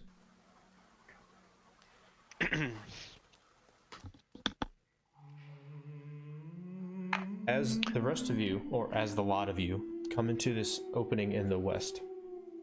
Oh, what was your nature check? That's a 10. Okay, that's fine. You see a small cavern open up, and there are like a concentrated area of lush flowers carpeting the floor around you, with little pieces of bioluminescent mushrooms kind of sprouting up and kind of glowing a little bit faintly here. The stream disappears into the wall of the west, and you see several oak trees kind of growing up from the ground and breaking through bits of the ceiling and stuff, stretching out their branches all throughout it. You see, resting in the shadows here, two satyrs, a male and a female. They're dressed in relatively simple clothing. One of them is playing a small harp, and the other one is kind of kicked back, eyes closed. And you see a male figure wearing all green, his clothing almost looking as though it's growing from itself, with dark brown hair and very dark brown skin. And he seems to be playing with a little flower, and he'll like caress its side, and it'll blossom and grow big, and then he'll wave over it and then shrink back down to a bud.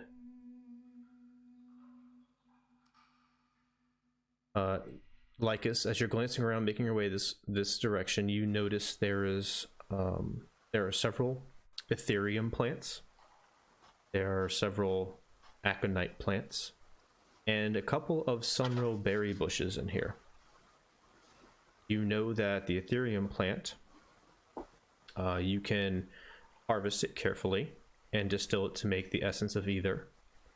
The Aconite plant, again, harvesting it carefully, you can distill it and make Assassin's Blood. And the sunrow berry bushes, those berries are renowned for having very, very light healing properties, but also filling you up and giving you enough sustenance to keep going for a day, but they spoil very quickly. So you said the Ethereum plant makes what? The essence of Ether. Of Ether. But I don't know what that is. That would require another check. Okay. I mean, that's what I'm saying. So I would know the Aconite and then the berry plant. You give me an intelligence check with your proficiency Got a modifier. 19. Okay. Oh, for the other nature check. Sorry, what do you want? Yeah, that wouldn't be a nature check. That would be an intelligence check. Okay, I using rolled a your 19. proficiency. Okay, that's fine. With intel or straight intel, that becomes an 18 actually. With your proficiency, because it's poison. Oh. No, that goes back up to a 20. Okay. No, I can't do math. That's 9. Yeah, 20. Yeah, up 1. Good enough. Okay, so the essence of Ether, you know that it can be used and formed into a gas, which can be used to knock out creatures, render them unconscious. Save the nitty gritty about it, but that's generally what it does. Gotcha. For up to 8 hours. Assassin's Blood. It's a noxious, toxic mixture that if you can get it in the creature, if they consume it, they have to ingest it. But if they do, it racks their body and boils their blood, and they take significant poison damage from it. And then the sunrow berry bush, long story short, to summarize it, they have the same mechanical effect as good berries, and they also spoil in 1 day. If you can pick as many of those as you can find. As far as the Ethereum and the Aconite plants, to harvest 1 dose worth, because you need a lot of it to distill it. Each dose would take an hour to harvest, and then you'd obviously have to use a poisoner's kit to actually compose the poison. That makes sense? Yeah. Okay. So you know all that. You guys see all of this. What are y'all doing? So I missed out one point. Maybe I can hopefully look around and try. Is my gnome friend alright, or I may have zoned out at one point, but I'm sorry, the audio cut out. What were you asking? my squirrel buddy. Oh, he's still with you. He's hanging out. I didn't want to keep jutting in every time, but basically the entire time he was staying with you. He was either crawl up underneath your hood, or he'd poke his head out, or get on your shoulder, and every now and then he'd like throw nuts at your enemies and sit there and chirp in your ear when you were like looking in the doors. He'd kind of look into it and scurry back when he saw what he saw, stuff like that. I'll just reach up and give him a little scratch on the top of the head. Kind of nudges you back. He takes a nut out and starts like trying to crack it on your shoulder, on your armor.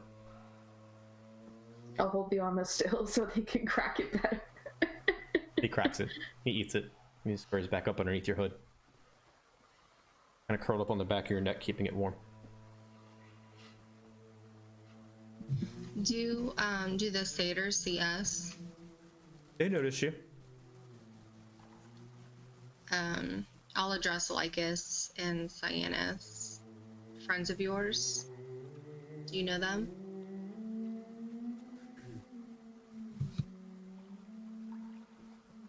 Nah. Do I recognize them? Seen them around town. Let's roll a d20. Let's find out.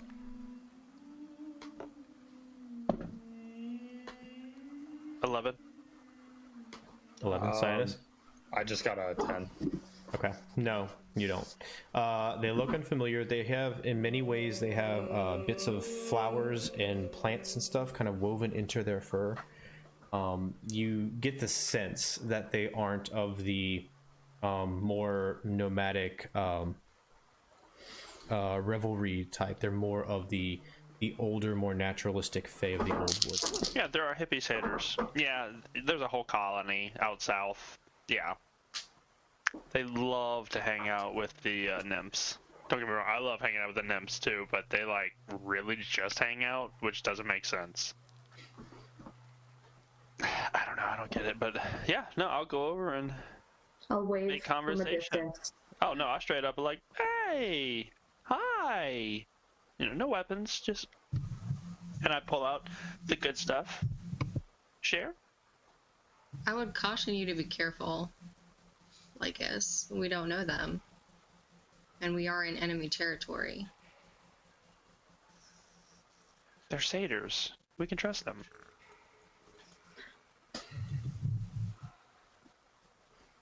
You greet them. The one with the harp kind of starts playing and puts it down. And she gets up. Hello, cousin. My name's Greetings. Maya. What brings you here?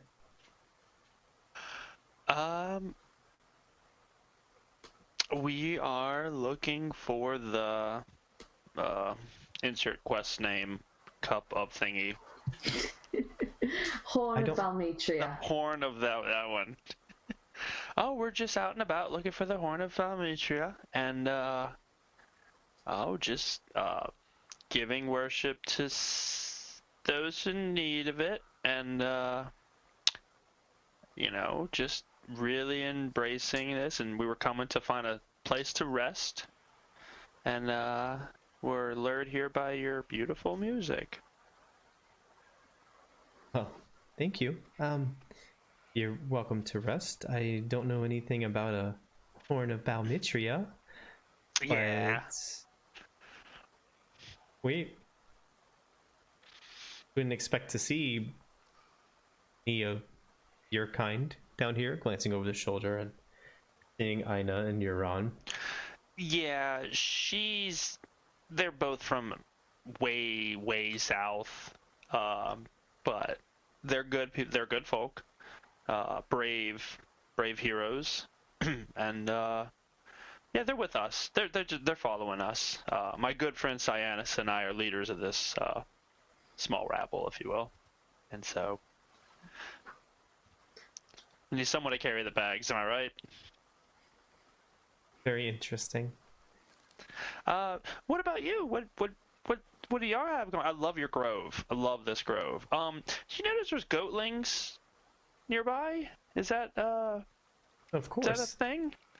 Are they This the is peaceful the- ones? I've never met peaceful goatlings. I've always heard stories, and just so unusual to see a satyr grove nearby.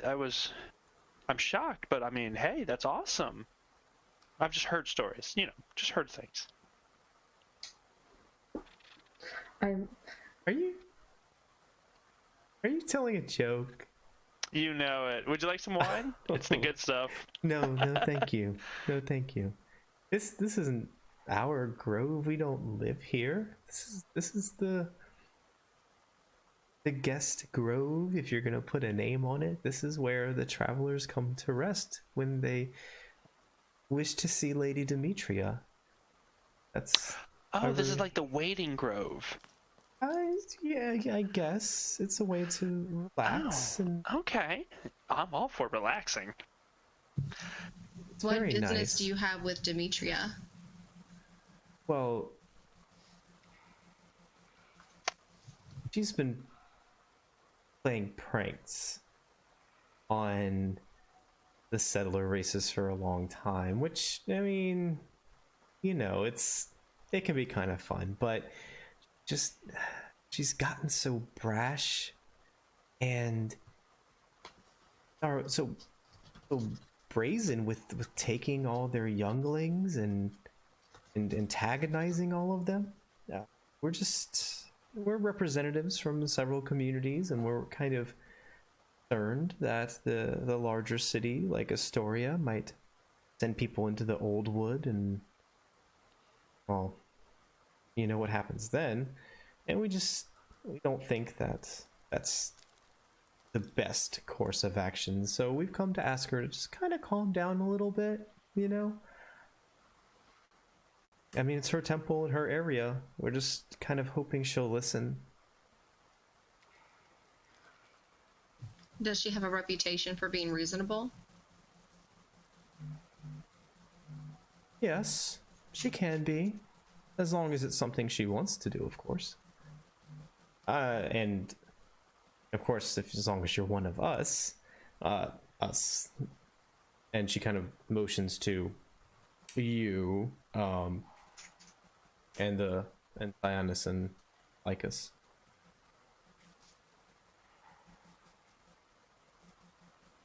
What does she like with those who are not of your kin? And you hear from over by the stream, another figure was kind of perched up on the rocks in the shadows, and you hear a click of hooves on a rock. Oh, you mean with the settlers? She absolutely hates them. And you see this another satyr, a male, but he is not covered, but he is decked out in all sorts of flowers, a flower garland around his neck. His hair is kind of twisted in various fancy shapes. His horns are highly polished, and he has several rings kind of showing, running through them. So jelly right now. He says, and you are? My name is Euron. I had hoped that I might be able to meet Lady Demetria without her murdering me on sight. I would second that. Well, You're less worried about you, more so about not centaur, not satyr. Yeah. I'm sure she'll meet you. I don't know if you want to meet her, but she's very kind in her way. Kind as in welcoming, willing to talk. I'm sorry, I have no manners. My name is Lycus. Oh, I've heard your name somewhere. I think we're near.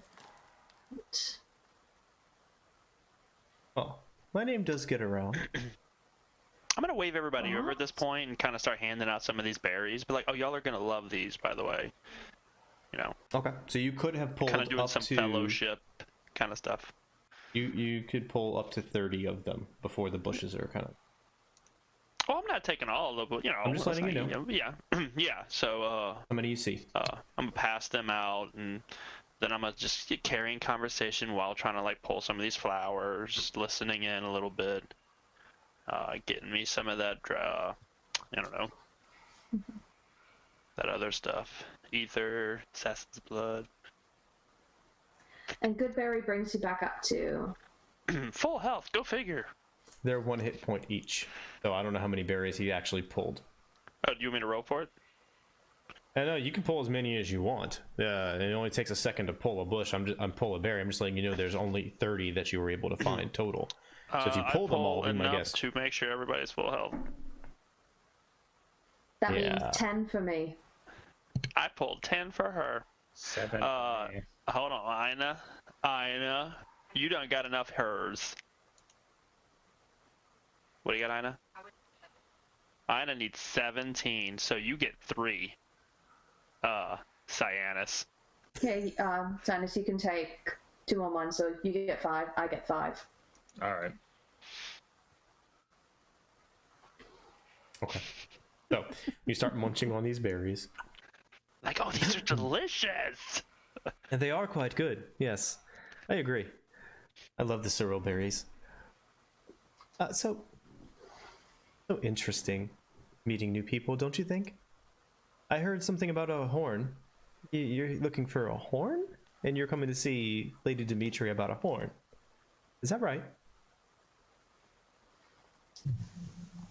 I'm here in part because I was told it was a good idea to see her. See, and then lean in and go, I went to see, her sister, and she couldn't see what on earth was going to happen to me.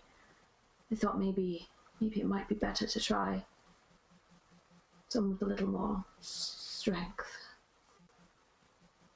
Sister? You see him glance over into the cave, look back at you. Where did you see her sister? Where would I? I don't know. She's been dead for several centuries. Then Are you I met confused? a very convincing fake. My God, I paid that woman so much money. Where did you meet Demesne at? I come from Mitros.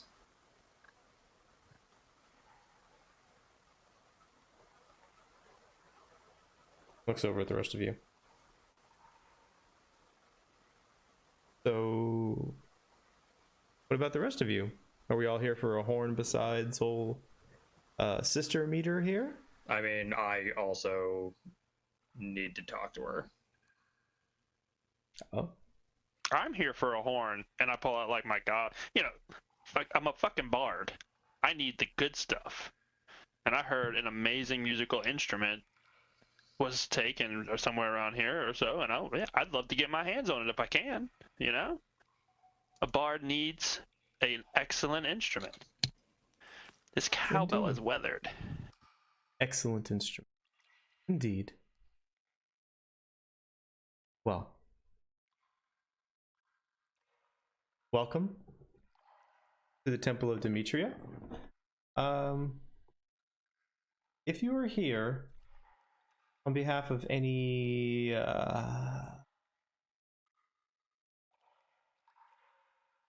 of the settlers, you might want to leave that part out, because he's not too keen on them. Oh no, God no. Who is? Damn settlers. Euron's They're trying just- so hard not to side-eye. So hard. I mean, you do dress like them. Because I try not to get killed when I have to pass through their cursed lands that they stole from the true races. Oh. All So, right. unfortunately, sometimes I have to make do. But brother, I'll rip this off and throw some of that amazing nightshade you got right there on. That would be lovely. But unfortunately, I got this allergy thing going on, so I'm gonna have to hold off for now. But would you love some wine? I would. Share some. Here you go, brother. It's the Thank good you. stuff. Yeah. Oh, nice. Yeah, I'm gonna start collecting. I love these flowers. I'm just so nice. Okay. Be careful. Why are you here? What brings you here? I came here just like Maya told you to talk to Demetria, and you didn't listen to me. Oh no? No, not at all. And I Okay. decided to stay to do what I could, even though she wouldn't listen to me.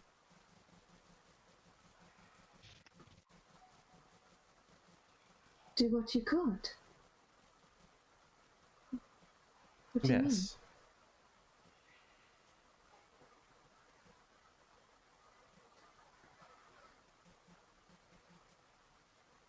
She brings these human younglings here, right? They dance, and they have fun. It's all amazing, but I never see them leave. I'm gonna lean forward and sort of go up close to him and just go, Karina's safe.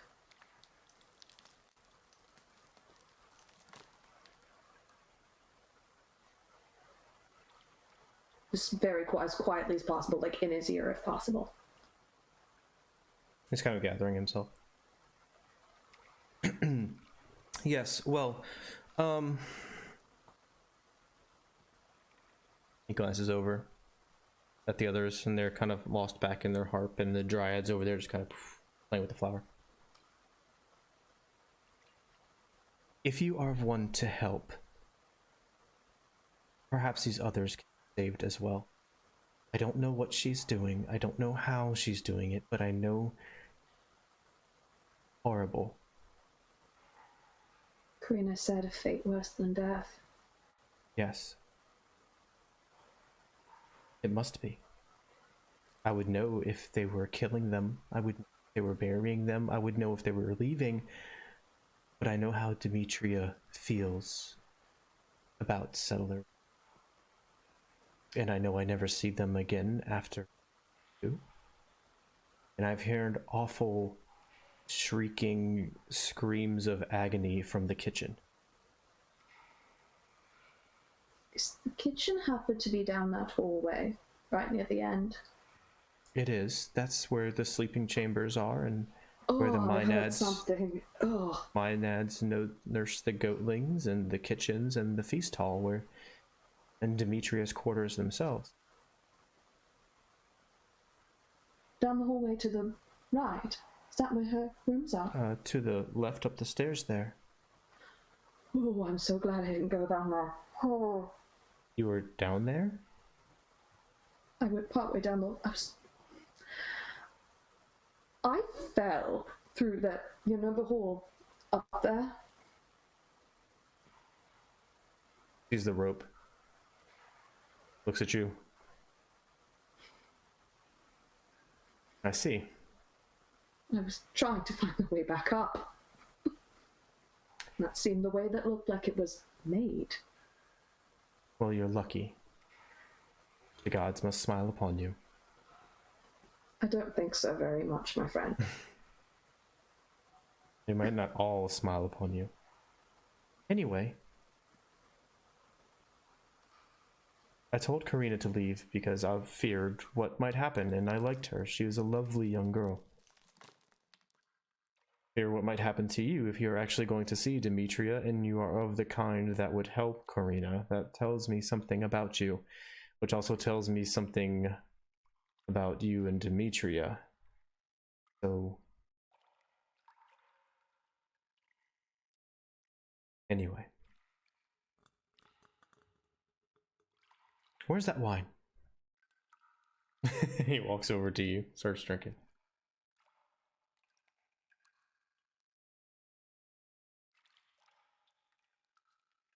You're muted, Ari. I'll sort of pull the group over to the side and just go, what the fuck are we going to do here? Murder that bitch. Whatever it is, we need to do it fast. Would you say by this time, like, it's been an hour where we've rested and all You could stretch this out with small talk and everything for an hour, sure. So if there's anything that anyone needs that gets their back on a short rest, make sure you take it. Yes. Mm-hmm. You earn a short rest. Everyone's healed up. If you're not, if you're going to use a hit die, you can roll an extra d6 for Song of Healing.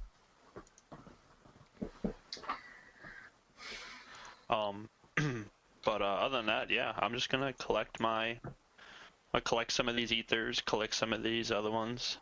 Okay, so one dose. The ethers and the aconite. Yeah, so it's one dose per hour of either of the ether or the aconite. So which one do you want? Aconite. No, you gotta force it down their throat. All right, I'll take the aconite. And the ether would have to be inhaled, by the way. You're clearly ether would have to be inhaled. It's a gas. It's a powdery gas. Okay, so you have a vial of assassin's blood then when you are done with the hour. That's for harvesting it, and we'll just lump it in with mixing it in the poisoner's kit and putting it all together. You know, it's too much. It's much easier to make someone breathe in. I'm gonna switch that. I'm gonna take the ether. It's hard to force someone to eat or drink something. I mean, but I can make someone smell something. Okay. Hey, does this rag smell like? Does this smell like chloroform? Yeah. See, that's it. That's perfect. You can't beat that. I'm getting the chloroform. Okay, so you should be able to find that on D&D Beyond. If not, let me know. Essence of ether. Correct. I'm gonna look at Syaanis and just go, we still need to see her, don't we? Yeah. Maybe after we talk, try getting these people out. At the very least, you and I could, if we're willing to split the group again, which I know is not the best idea, but we could have it that you and I talk to her and try and distract her while Inegh and Lycus try and get the young ones out. No. Nope. I'm not fighting Maenads by myself. We did not come here to rescue young ones. Yeah, we just need to find that horn. We're trying to save an entire city. Did I happen to see anything looking like a horn when I was peeking in those rooms? The sleeping quarters? No. Okay. Then... Educated guess. I'm probably gonna imagine they'd have to keep that somewhere more secure than just like right at the front. Like Demetria's fucking backpack. I'm just gonna pickpocket her right quick. But yeah, I'm pretty sure it has to be farther in than this. So okay. Do y'all want to get going? Yeah, we need to go talk to her. What's our cover story? Because she may actually think we're like legit haters of the settlers, like these guys are talking, like huddle up. What do we got? What are we doing? What's our cover story? I mean, get close and shank a bitch. What if she's my cover would just be, well, why do they hate you so much? Because I don't know if the others have noticed this. Oh, you mean humans and things like that? But no. Why do the goatlings keep going just for him? They charge just for him. I have no idea. Maybe it has to do with whatever the hell the Oracle was talking about, but he's doomed. Maybe there's something beneficial to gain about his death. You must have really put on a shitty show the last time you were here. Talking about his different aliases. You did something. I mean, I'm all for it. Kill the goatlings, but is she gonna notice you? Demetria? I mean, I don't think she's a goatling, so I don't think she'll see. Okay. But this is more of a lore question. I have no idea if it's actually how to pose it. I know that Demetria and this is sort of to the DM, but Demetria and Versi are daughters of Sidon.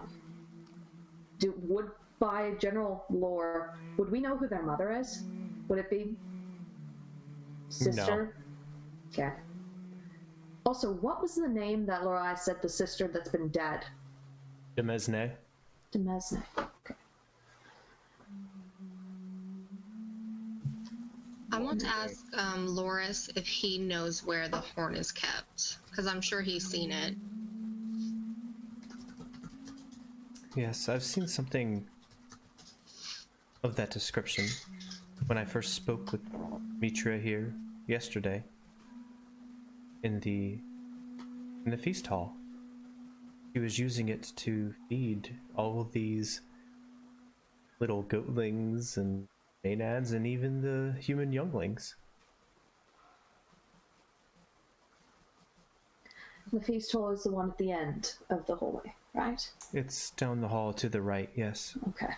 The kitchens are straight ahead. So I shouldn't show my face in there, because the goatlings, as soon as they see me, seem to fucking want to fucking murder me.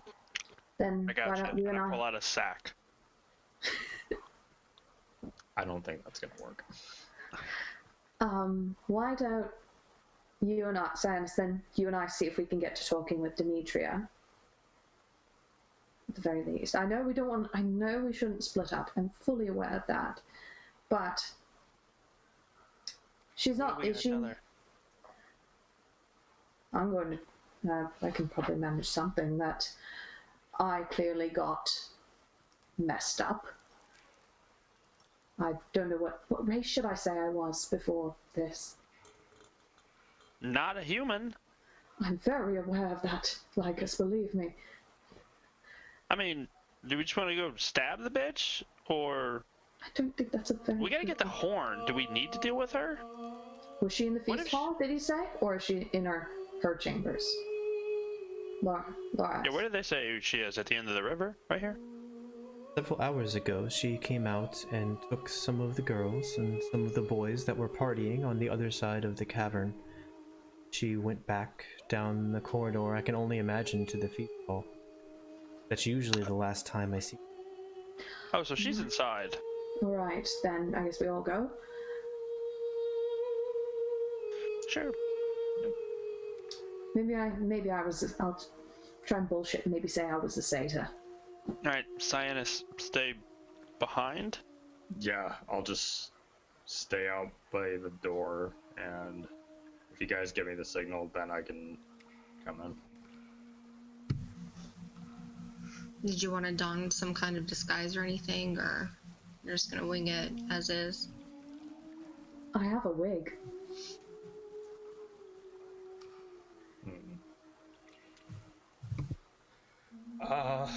I really don't know what I would be able to do, like, with my disguise kit. Like out of character, I have no idea what I would do with it. I still have the old, I still have the wig you made me. If you want, I could try and put that on, but I think it kind of ruins the whole cursed effect. So that means if I want these out, you can either use my wig or my hood. Yeah, I'll take my chances with the hood.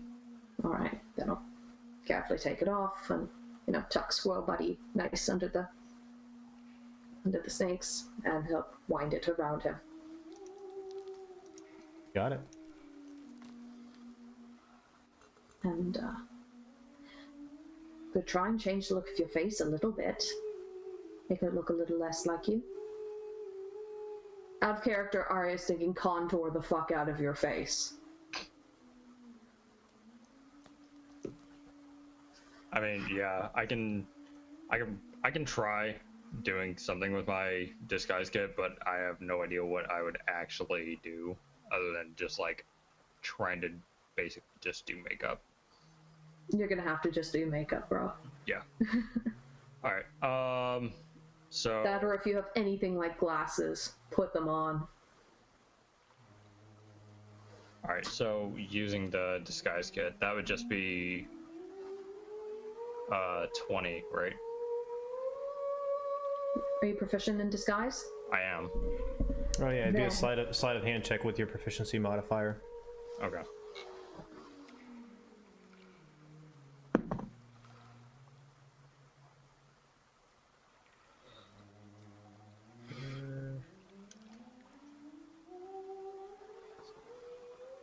Alright, so that ends up being a 13. Okay, good to know. Right. Then, if there's nothing else, I don't think there is. let's go meet Demetria. You guys ready to go? Anything else? Okay. So we're going inside the Death House Temple to go talk to Demetria, who's probably in the middle of eating kids. And we're going to pass goatlings and maenads. And we're not going to murder them on sight. I say quietly hushed away from the other satyrs. There were at least 3 or 4 Maenads. However many young goatlings there are, which I don't know what young goatlings are like. I expect them to be just as vicious as their grown-up selves. However many are in there with her. And then Demetria herself. DM, on a scale of 0 to fuck my life, how scary are Maenads? Much less 3 of them. Okay. In my fabled opinion as a... So point of order. You saw 2 Maenads. Okay. In that chamber, and they were baby goatlings, like maybe finger to elbow tall goatlings. Oh my god. Okay. Secondly, it's called a chicken wing. Yeah. Secondly, give me a nature check.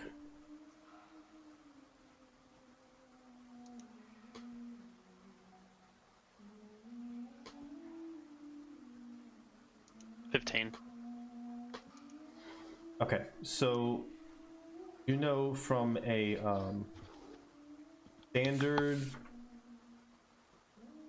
person's point of view, Maenads are a force to be reckoned with. They have the ability to influence your mind. They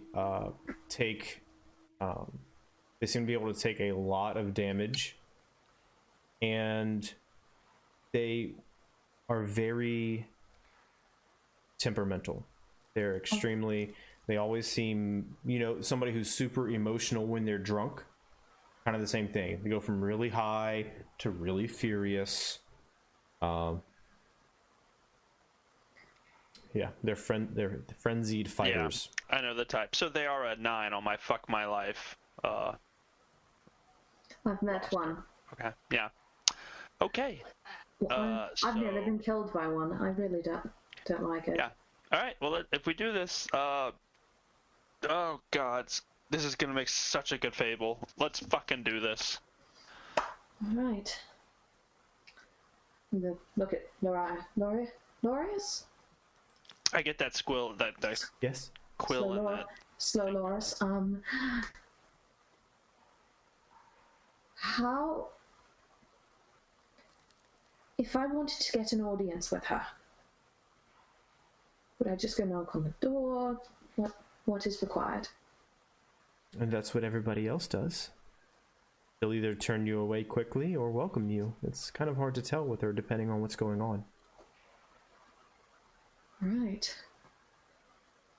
Wish us luck. Good luck. Oh, quick question.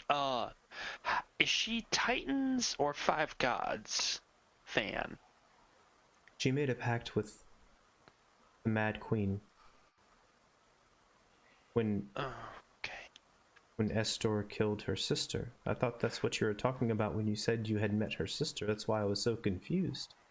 I get so confused in the lore of everything. There's false stories, there's real stories. I wanted to just get a better idea since I'm here. I don't want to insult her by giving something wrong if I was fed bad information. Yes, so the Mad Queen. Gotcha. DM, is the Mad Queen Lutheria? That's one of her names, yes. Okay, thank you. So, how does she feel about Sidon? I don't know if she feels any particular way about Sidon, aside from the fact that he is one of the progenitors of the native races. Right. The statue, this is sort of DM, the statue of Sidon that was upstairs, was it kept nice? Was it like nice and shiny? No, covered? it was very old. I mean, it was respectfully kept, but there was moss and things growing on it. It wasn't like highly polished or anything of the sort. Okay. All right. Have you really not heard Are you confused about the story of?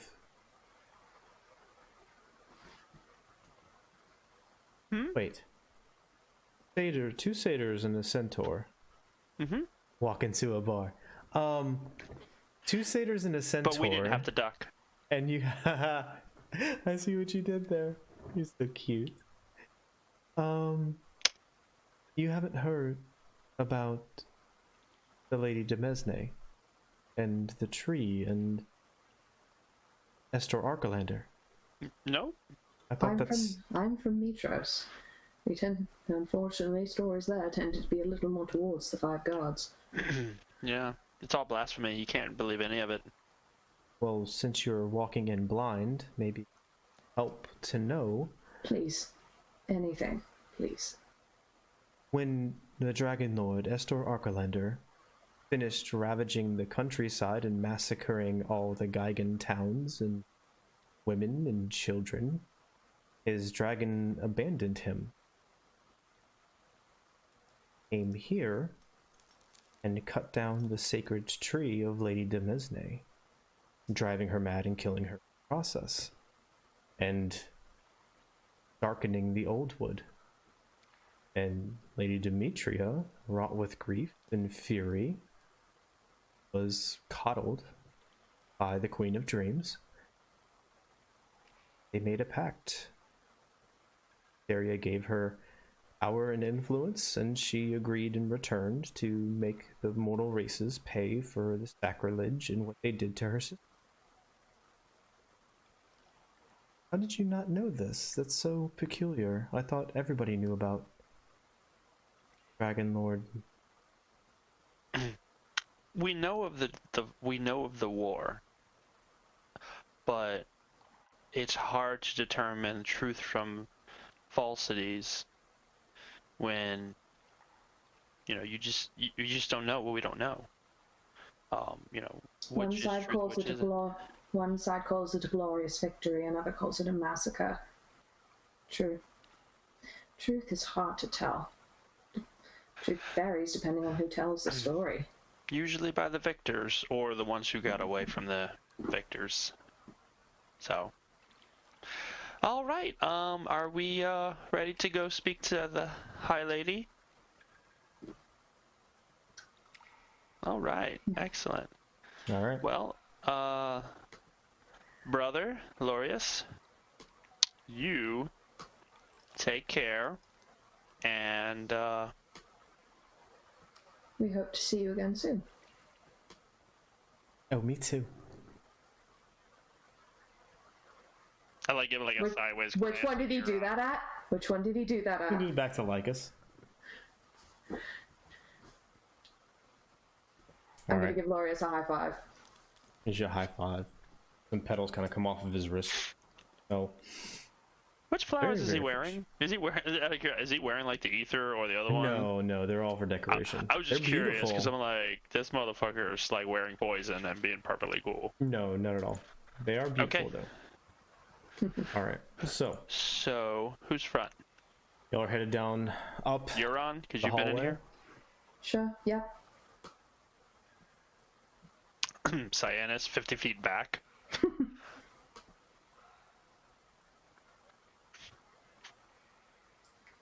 Alright. So your tokens are not locked.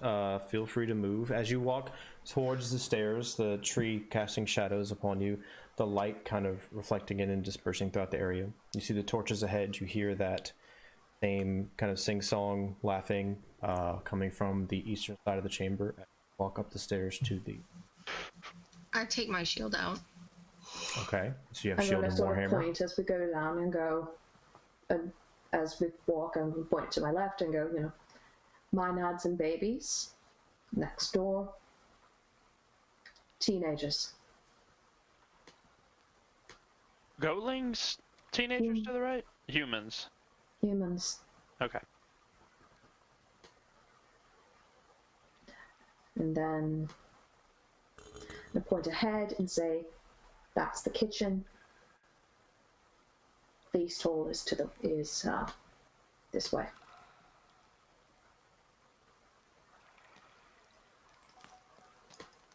Can I do a cursory glance in the kitchen Sure.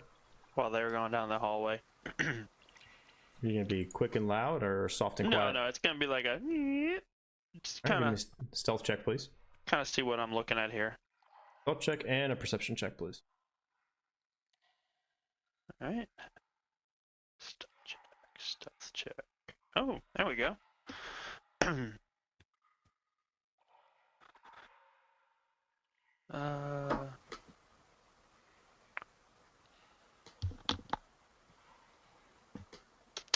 That is a 9 for stealth. Perfect. That's, Okay. amazing. And then what else did you say? Perception? Yes. 18. Okay. I will totally flash this camera. I've been rolling 17s like a motherfucker. You're good. You're good. So you crack it open, and as you open it, that sound of, and then like this ripping sound. You feel the heat come through the doorway as you crack it open. You see the entire room is lit up with this bright orange light. The smell coming out of this chamber instantly hits you of like roasting meat. You see stone and wooden tables and the various types of food on them, spices and raw cuts of meat, cooked hunks of meat of various shapes and thicknesses.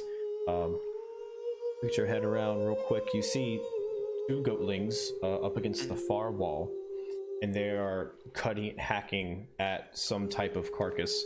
And then to their left, a large, like, bronze oven from floor to ceiling with a giant grate on the front of it is just going full bore, and they're just shoving in these hunks of meat and ripping them back out.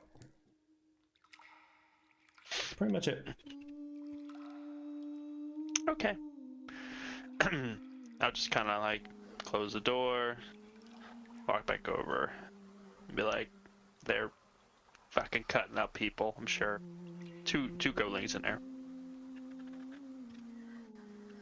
Alright. I'll take a deep breath, touch my necklace around my neck. Of courage. And then I'm gonna knock on the door. Okay. Right. Oh, come on in. And open the door. And when I see her, I'm gonna, do a bow of greeting. Okay.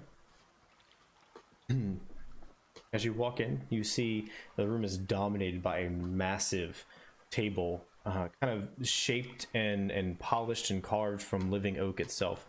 There's a dozen chairs seated around, 5 on either side, then one at the head and the foot.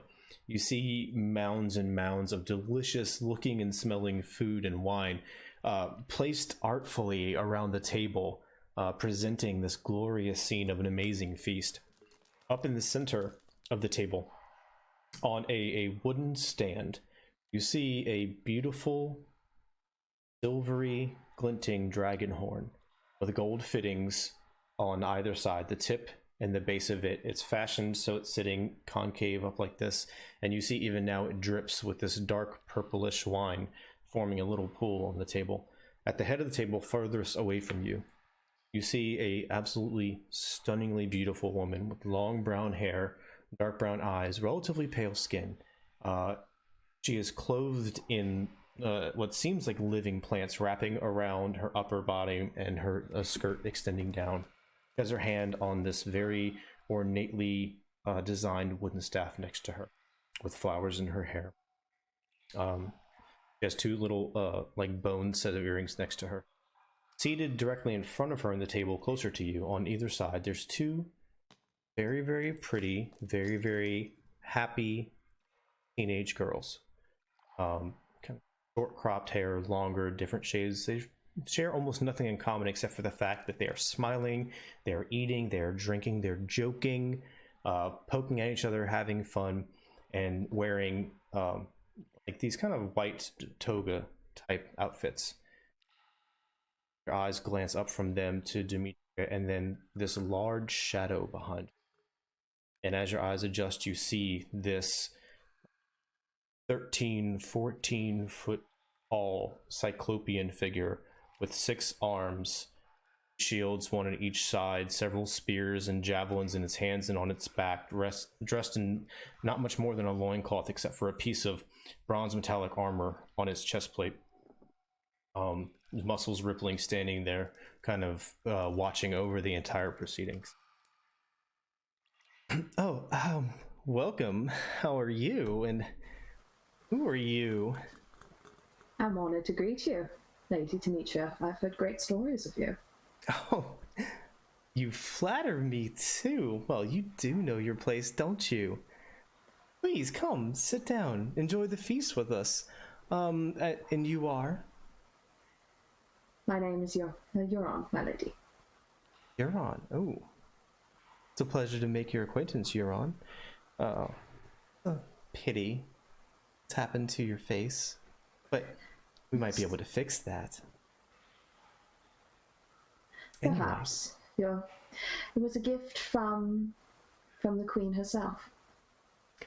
Well, you must have done something to earn her attention. I'm jealous. I've done my best. Yes, so you have. But her purpose is not very clear to me, of course, but what can one do? Oh, well, we can't pretend to know the will of the Titans. We only do their service. Of course. Now, sit down. Where are the girls sitting near her? Are they like a couple seats down? Are they curled up? They're like right next to her. I have, Yeah, can we token the room up? yeah, I am. And then maybe where the horn is. The horn's in the middle of the table. Oh, quite literally in the middle of the feast table. I'm gonna be real with y'all. My stomach is then this not. horn? How big is this? Is it like a? Oh, it's the small dragon horn. Or it's about 1.5 feet long. Yeah, and it's the centerpiece. Yeah. Okay. So you see the giant figure and Demetria there. I can add the girls if you need them to, but they're in the first 4 chairs right next to her.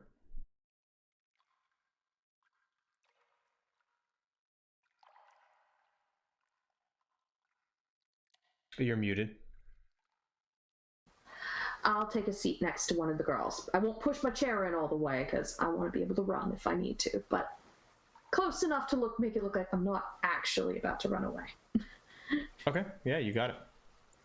So you sit down next to the girl. She kind of leans over and hey, and starts trying to joke with you and everything.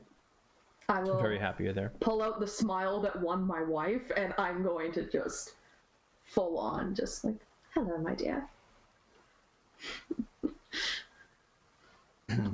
Just make small chatter with you. She seems very, very distracted. Like she's flittering back and forth between, oh, this wine's so good, and have you tried the apple? And oh my gosh, her hair is so beautiful. May I try the wine, my lady?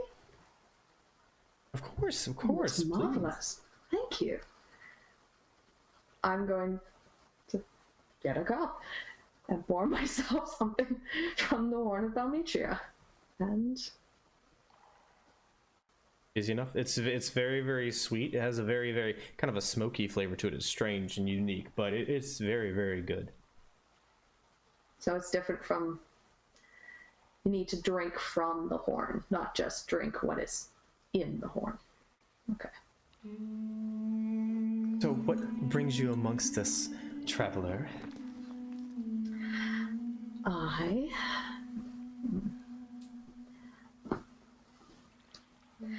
had hoped, perhaps, I heard that at least you have I heard that you have a pact with the Queen, as wonderful as she has blessed me. But something strange seemed to have happened with the gift, and I hoped I might be able to find out why.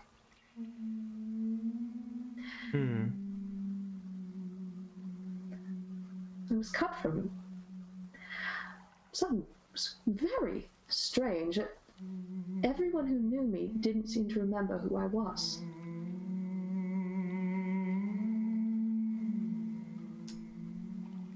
Sounds quite peculiar. Yes.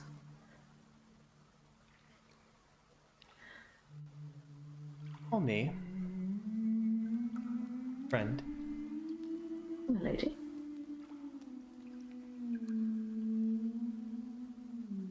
Why did you come to see me?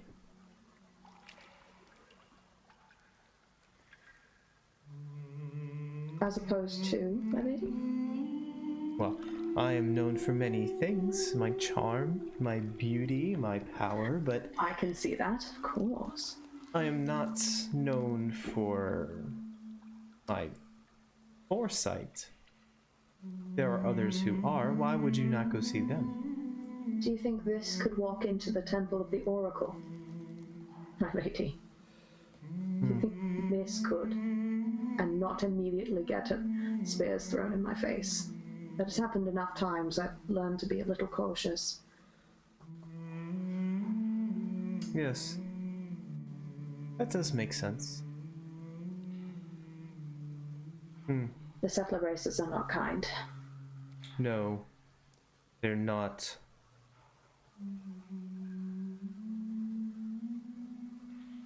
So then,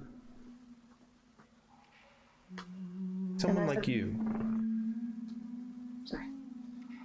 someone like you would not be able to walk into the temple of my sister. Someone like you could not possibly be one of the foretold heroes of the prophecy. No. Why? It is a great gift that Lady Lutharia has given to me. That does not speak to being favored by the 5 gods. Lady Lutharia is quite beautiful and cunning, and Lord Sidon is quite strong and all-knowing. Even if it were true, it wouldn't matter. Silly prophecy. It's impossible. No, I'm afraid I don't know anything about your gifts, or anything about this family you say used to exist. But if you're looking for a family, you're welcome to join ours. You're too kind. I thank you for the offer. I pour myself a little bit of this wine from this horn. I didn't know you had entered the room. Where are you at? Oh, I don't know why. I was just like, oh yeah, I totally roll up in that bitch. Okay. Doom. Lycus walks in. Oh. I also came with another- him, my lady. You No, seem to know the way keep your quite well. conversation. I'm just gonna. I'm like picking food. Oh, this is good. This is good. Where are you from? Oh, Straight face. okay. Little flowers. Take them out of their hair. Put it in mine. And I start to take on my little satyr hippie friends. Like, isn't Lady Demetria just wonderful? What a wonderful hostess. I'm so excited to have my turn. A Medusa and Satyr. I bow low. I'm sorry, am I intruding? I didn't realize you were already seeing someone. No, please sit. Please enjoy the feast. Enjoy the company. We're having an amazing time. I definitely take a very large portion of that wine. And Like you drink I it. pour, sip, pour, swallow. You got it? It's Is it- just, as far as we know, it's just really good wine. Well, that was my question. Is it the same wine I tasted back at the place where it was kept, the temple? It is. Because I swallowed that shit, and you said it made me feel funny. Does it make me feel funnier? It does a little bit. In that it has an air of magic about it. Didn't they say this thing has the foresight or some shit? What was this thing legendary to do? Saying this out loud. No, I'm trying to remember what. You have to drink. Yeah. Hey, no, what totally. mythical shit does this got on it? No, I'm. You have to, this is out of character completely. Yeah, You have to drink from the horn. yeah, I'm drinking from the horn. Drink Oh. from the horn to figure out. Like Okay. the cup. Gotcha. Religion. Yeah. So I take my. Okay, retcon. I take a little cup, the swag. Oh, that's good shit. I And like hammer you, this thing You go back. to pick up the horn. Yeah, I go to pick up the horn and be like, this is delicious. Okay. And then As you go to pick up the horn. you might not want to do that. I need you to make a wisdom saving throw. Oh God. Oh. Come on, Josh, you got this. Come on, come on.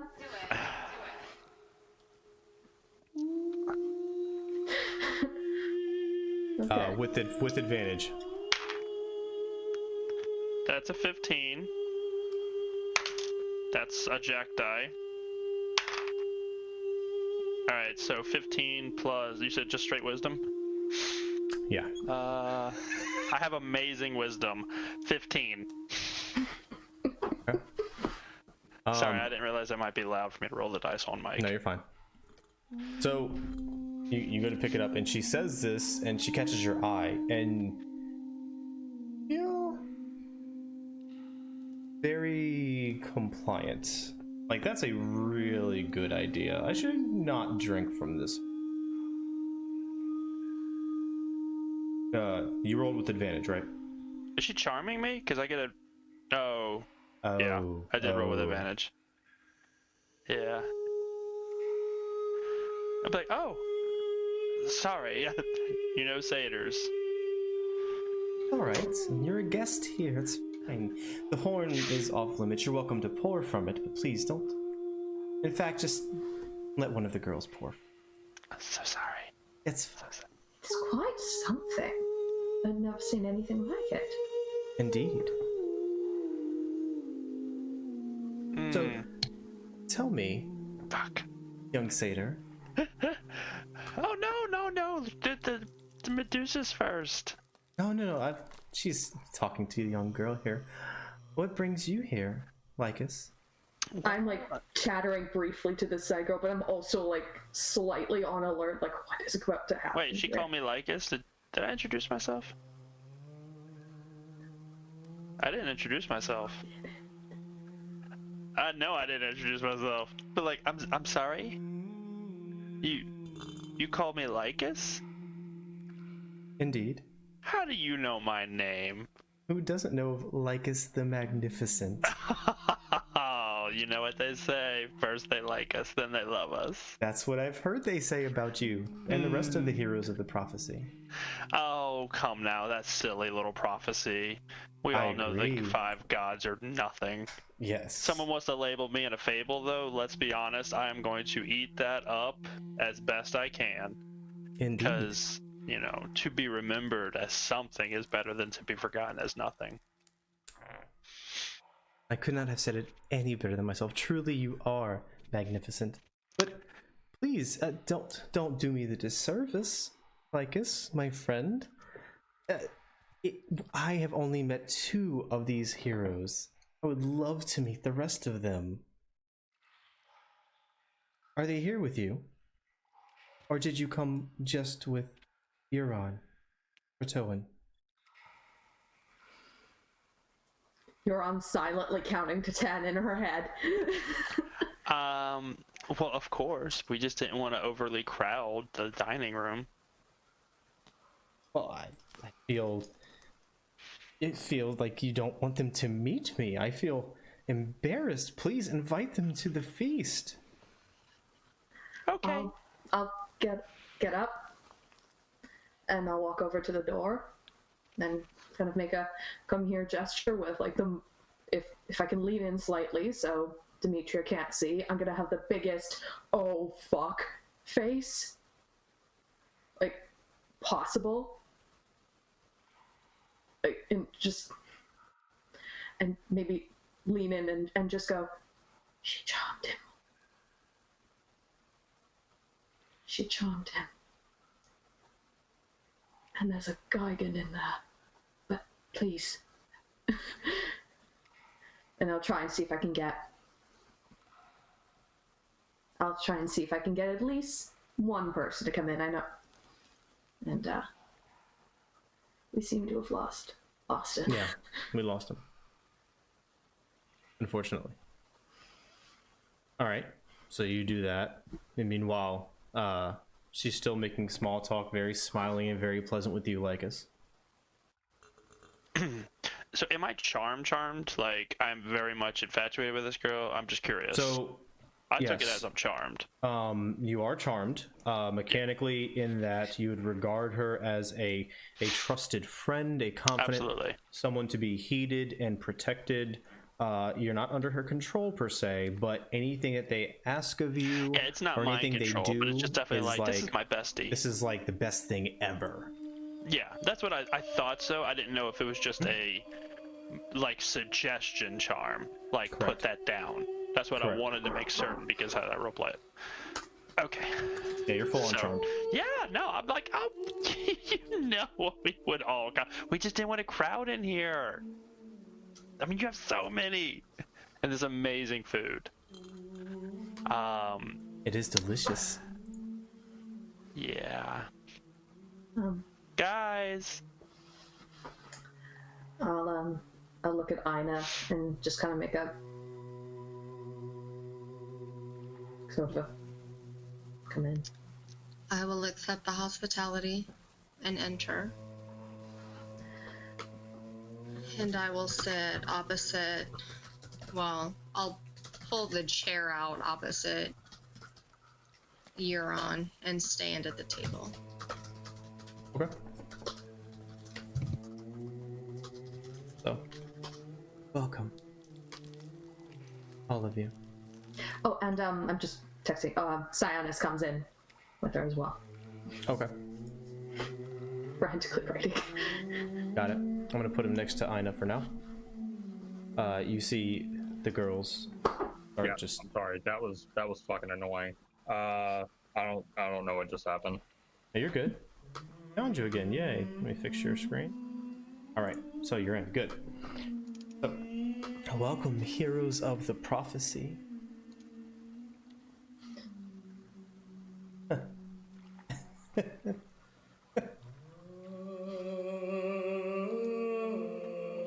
You. Oh God, she recognizes his ass. He's by me, right? Lady No, Lutheria Lycus likes is fine. you.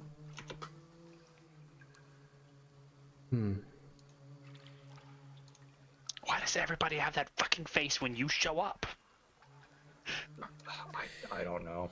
I'm gonna leave it up to the fucking prophecy. Did you know that Lady Lutheria, the Mad Titan, Queen of Dreams herself, has taken a special interest in you? See it. Quite apparent. In my eyes, I have this beautiful violet glow about you, marking you as one of the chosen ones. If I Going may to kill ask, you. chosen for what? To die. Not just die. Gruesome death. Tortured. What a blessing!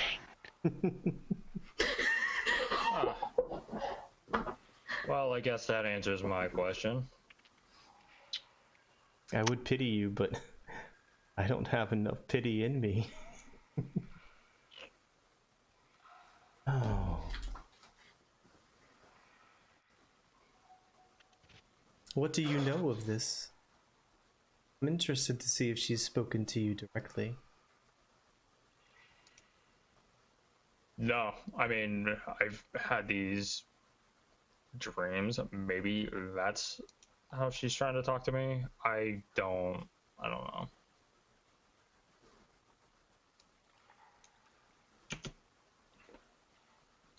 I don't know anymore. Except I have the overpowering urge to tear your skin off and feed. Yeah, but I'm not one of the settlers. No, you're not. I can control my... Perhaps the Fates will know more.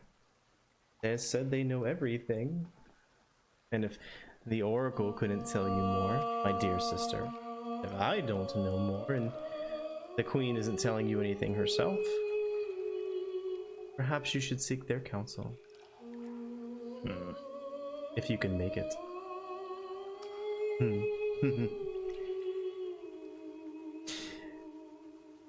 Where would we find the fates? It said they live on an island. I'm not sure. Oh, look at that. The main course is ready.